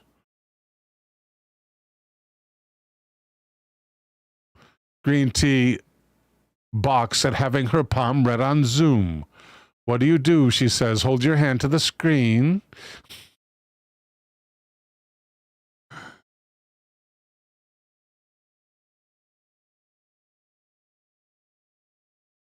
Natasha, the psychic lady. Amazingly accurate. Fabulously flamboyant. Colorfully costumed. Persistently positive. Happily humorous. Interactive and insightful. Natasha, the psychic lady, is the personality profiler destined to enlighten and amuse. $400 per event. Oh, these guys do events too. Nice. I should move here. Some only get $100 per event. Some get $125 per hour. Psychic life coach Faith does. Wow. Wow. Kim Lalo. Party palm reader. There we go. $150 an hour. Economically priced. Considering she's a party palm reader. I can give eye, palm, or numerology readings. My favorite is reading eyes, though. I don't know of many other readers that read eyes, so it's a bit unique. At a traditional house party, guests are invited to sit at a table where I give them a reading. Jonathan suggests Natasha is irreversibly insane. Psychic Ashley, $150 per hour, also a bargain. Psychic Ashley's astrology boutique options include psychic love readings, love tarot card readings, relationship coaching, horoscope and business advisor, from love to business, career advisor, chakra cleansing, mediumship, and more. Spiritual counselor Maria Pyrone. Halloween psychic entertainment by Crystal, $350 an hour. We're talking high-tier entertainment here, people. Bring an enchanting twist to your Halloween event with Crystal, renowned psychic entertainer and TikTok sensation. With a captivating presence and a gift for insight, Crystal has memorized thousands. Then we have Sebastian Gerhardt, who looks like he won't tell you what he costs. You got to request a quote to find out. The Mystic Oracle Noel. Psychic Insights, $300 per event. Look no further than Psychic Insights. As a fourth-generation clairvoyant psychic, I am highly gifted in picking up on energies and providing guidance on all types of matters.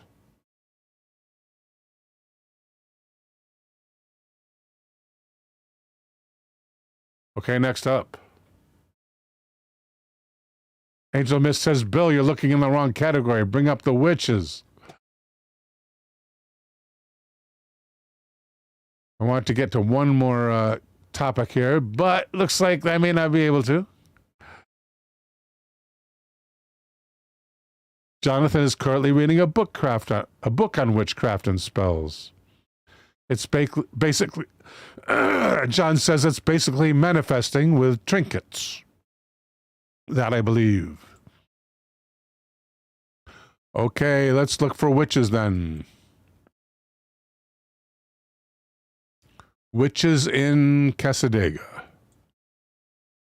Angel Mist apologizes. No need to apologize, Angel Mist. That's just the breaks.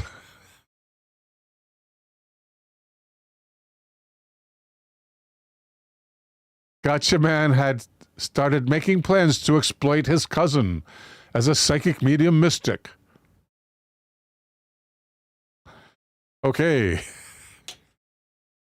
I'll leave that for other people to enjoy.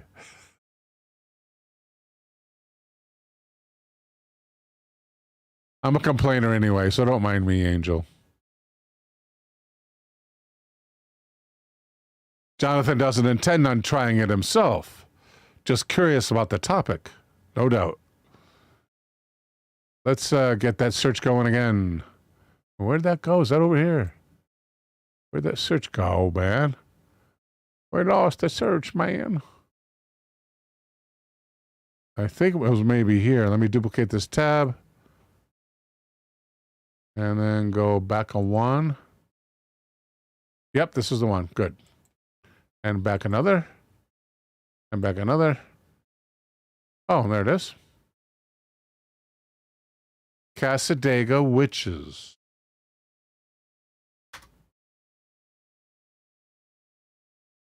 A Skeptic's Guide. The Psychic Capital of the World. Witches of Cassadaga.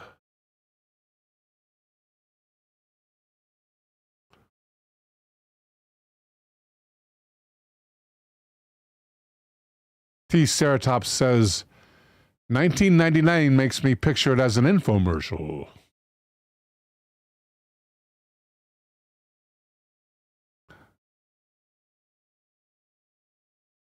The psychic capital of the world. This Florida town is full of people who say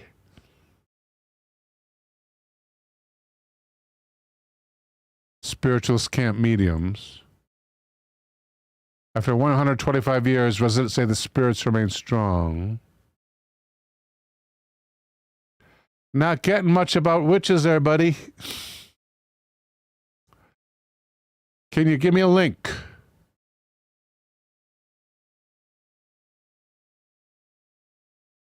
Not getting much with witch in the title. Oh, Seneca is actually a Cassadaga word. I mean, Cassadaga is actually a Seneca Indian word. But Seneca Indians are from New York. Interesting.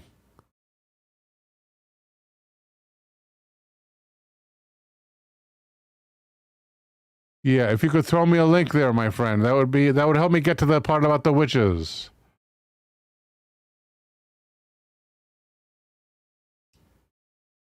In the meantime, not a skeptic.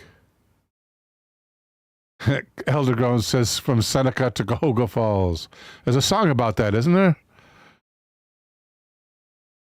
The psychic capital of the world. Let's look for witch. Control, find witch.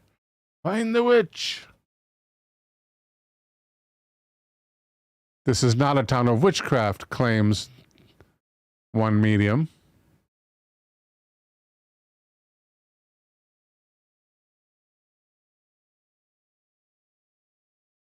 Where is that link, Angel? We're talking dead air here. Yeah, I'm not finding witches, my friend. How about CNN? This Florida town is full of people who say is full of people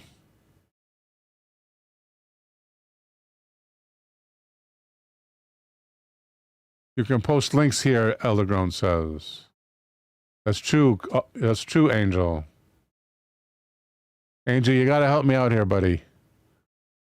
This Florida town full of mediums has been luring believers, the curious, and the skeptical for more than a century. Camp closed from dusk till dawn. Oh, it's only open during the daytime.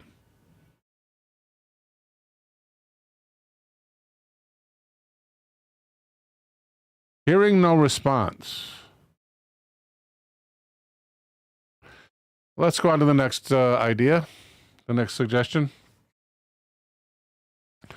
Angel, we will swing back, Angel, if you can come up with that link. I'm not finding it. And it's really boring to just sit here looking for it. It's got to be out there, right? It's got to be out there somewhere. Next up, I'm thinking Verpine. But I'm biased. Only spiritual during business hours, says Gotcha Man. Next up from Verpine.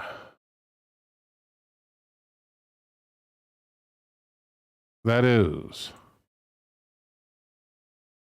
Ooh, a forgotten UFO crash. Looks like a link.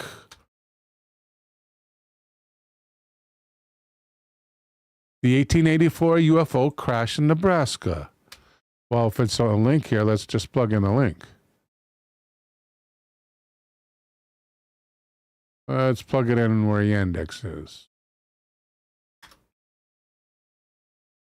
Again, onlyinyourstate.com. This only in Nebraska. In a story written by Delana Lefevers. Looks like Delana Lefevers.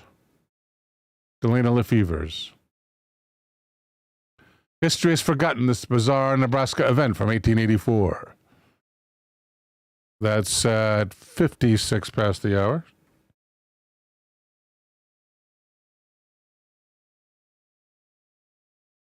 Subtitled in 1884, a mysterious fiery object crashed in Dundee County, leaving behind strange wreckage that vanished after a sudden storm.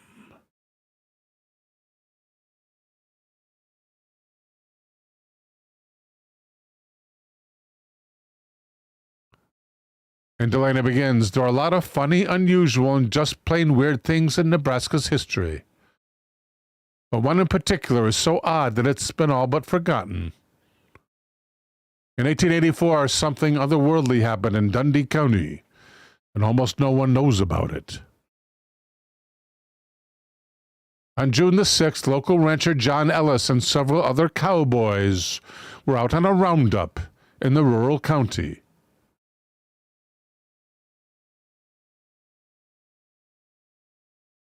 As reported 2 days later in the Nebraska Nugget, the cowboys heard a terrific whirring noise overhead. They looked up and saw a fiery, hulking object falling rapidly to earth. After it passed over their heads, it crashed into the ground in a ravine just beyond a hill. The wreckage, whatever it was, had left the ground around it scorched and torn open. Gotcha Man says, Cowboys versus Aliens.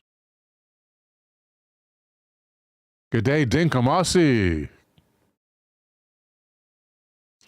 The men all approached cautiously, but the object was so intensely hot. The one herdsman was badly burned when he got too close. Badly burned? What did he do, try to touch it? How do you get badly burned? Just by getting close. When you start to get hot, you start to back up.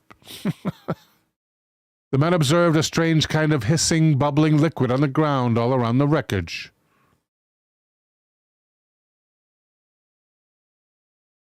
Elder going with a link. Thank you, Elder. Elder with green tea suggests it was radiation. Oh, there's the Cowboys and Aliens movie. That link from Elder. Thank you, Elder.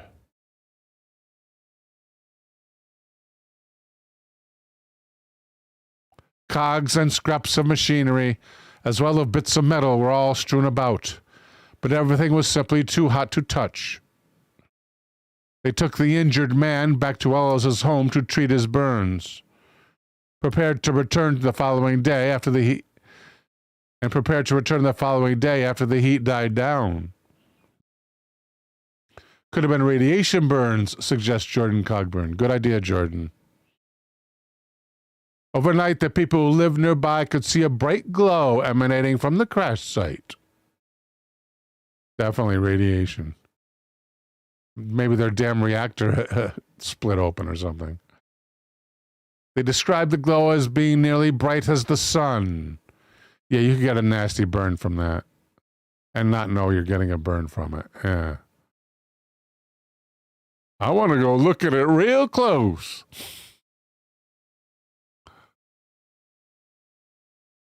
The cowboys returned the next morning, this time with District Brand Inspector. I guess cattle brands, right? District Cattle Brand Inspector E.W. Rollins in tow. Rollins took notes about what he observed, including some pieces of records he inspected closely. The pieces of metal appeared similar to brass, but they were remarkably light. Of the main piece of wreckage, Rollins wrote in his journal, the aircraft, or whatever it is, seems to be about 50 or 60 feet long, cylindrical, and about 10 or 12 feet in diameter. Yeah, back then they had lots of cigar-shaped UFO sightings, right? And the quote continues, great excitement exists in the vicinity, and the roundup is suspended while the cowboys wait for the wonderful find to cool off so they can examine it. It's still hot the next day. Not a good sign. Mr. Ellis is here and will take the first train to the land office with the intention of securing the land on which this strange thing lies so that his claim cannot be disputed. Maybe he's preempting a claim. Rhino Rex says, wait. There's someone whose job it is to go around and inspect brands. Yeah, let's ask a AI.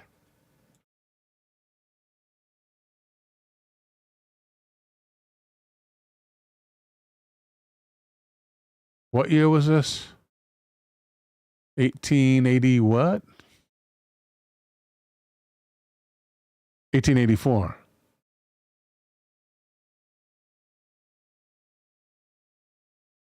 Oh, and ChatGPT's right here, fortunately.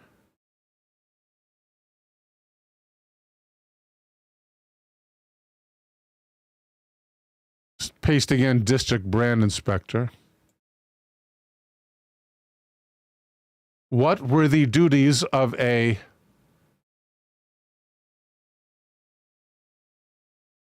District Brand Inspector in 1884 where?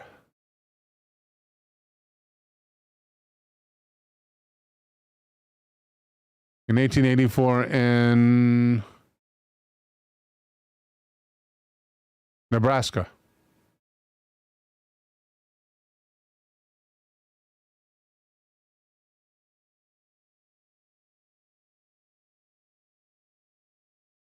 In 1884 in Nebraska.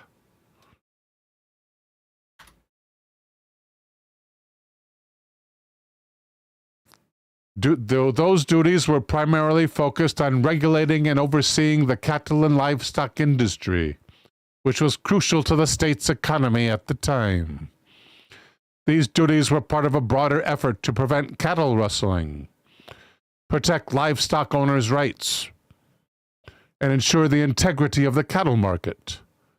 Specifically, the responsibilities included brand inspection, inspecting and recording brands on livestock to confirm ownership.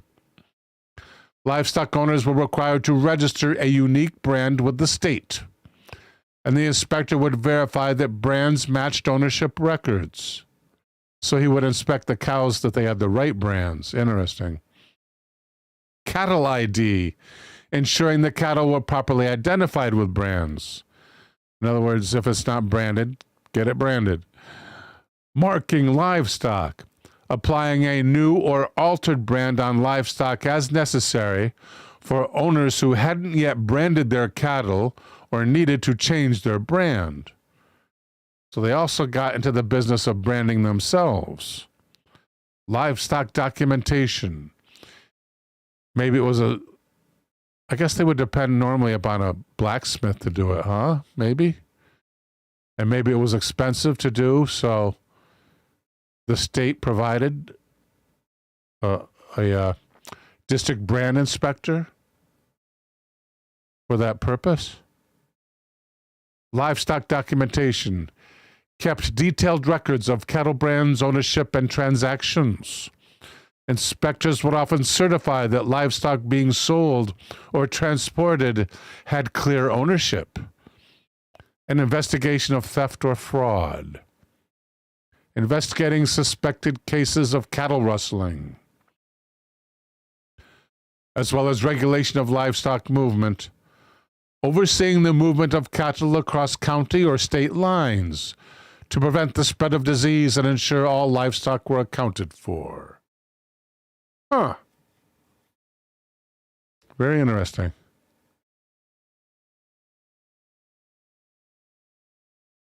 Why is the cattleman inspector looking at a UFO? Asks Green Tea.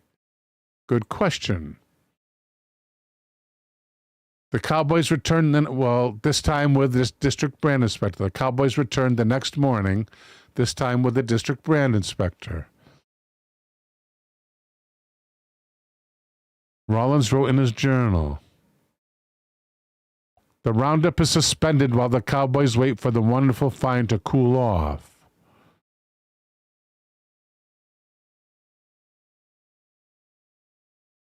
Good question. Let's ask AI.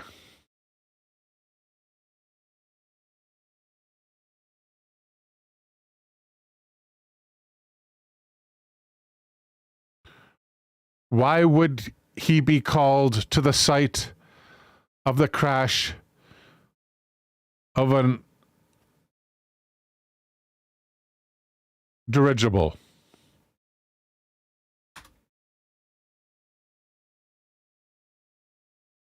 He might be called to the site of a dirigible crash for a few possible reasons, though it would be somewhat unusual.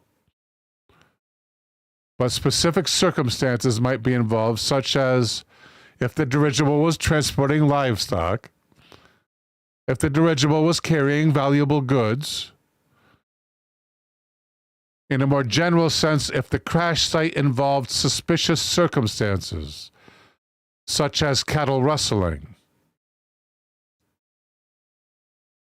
or assisting in legal or financial matters. If there was a financial or legal dispute about the ownership of goods lost in the crash, such as livestock, a brand inspector might be summoned. In the case of a dirigible crash, it would be a more indirect or specialized reason for the inspector to be involved. The involvement of a brand inspector would likely be rare and dependent on specific circumstances tied to their role in maintaining records for livestock. Maybe because the Cowboys weren't working that day, and because there was a financial transaction to be performed, the buying of the land they mentioned, but that doesn't really have much to do with livestock if he's buying the land to get the scrap metal. So I'd have to come up with something really good. I'd have to think about on that a while if I was going to fictionalize it.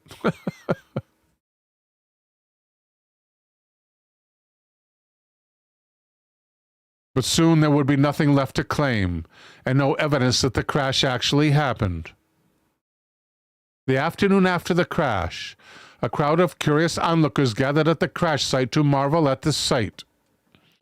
At around 2 p.m., a tremendous storm struck suddenly. Rain fell heavier and faster than anyone had ever seen. In Nebraska, they're surprised by a heavy rainstorm. The storm carried on for about 30 minutes before ending as abruptly as it had begun. And when onlookers were again able to see the crash site, they were absolutely shocked.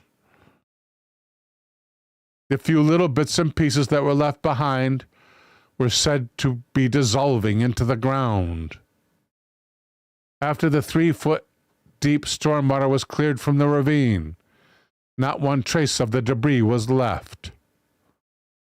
Since the incident, this bizarre story has resurfaced at least a few times, The first was in the 1960s when a copy of the original newspaper article was discovered. Reporters and ufologists flooded Dundee County to question local citizens and uncover the whole story, but they were met with steely silence. No one would say that they had ever even heard the story of the UFO crash. Maybe they hadn't. From 1880s. Interestingly, this story from Nebraska seems to predate every other UFO sighting in newspapers at the time. Little Dundee County could very well be the place where UFO mania started at the end of that century. If you can't get enough strange history, blah, blah, blah, blah, blah, advertisement, subscribe to our newsletter. Wow, pretty cool stuff. Thank you for being.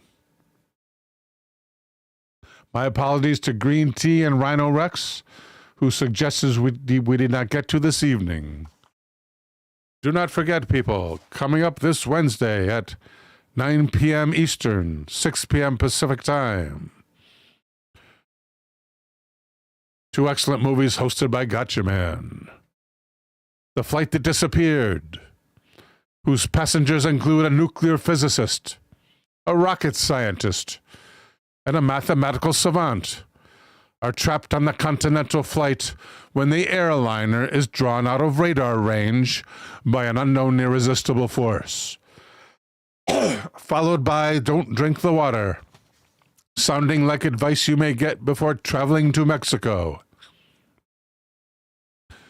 It is the story of a family who takes their vacation in communist Russia during the Cold War, starring Michael J. Fox, Mayim Bialik, an especially gorgeous Mayim Bialik, if I may say so myself, and Dom DeLuise. Good night to everybody, and thank you for being. Good night to everybody, and may God bless and protect you all.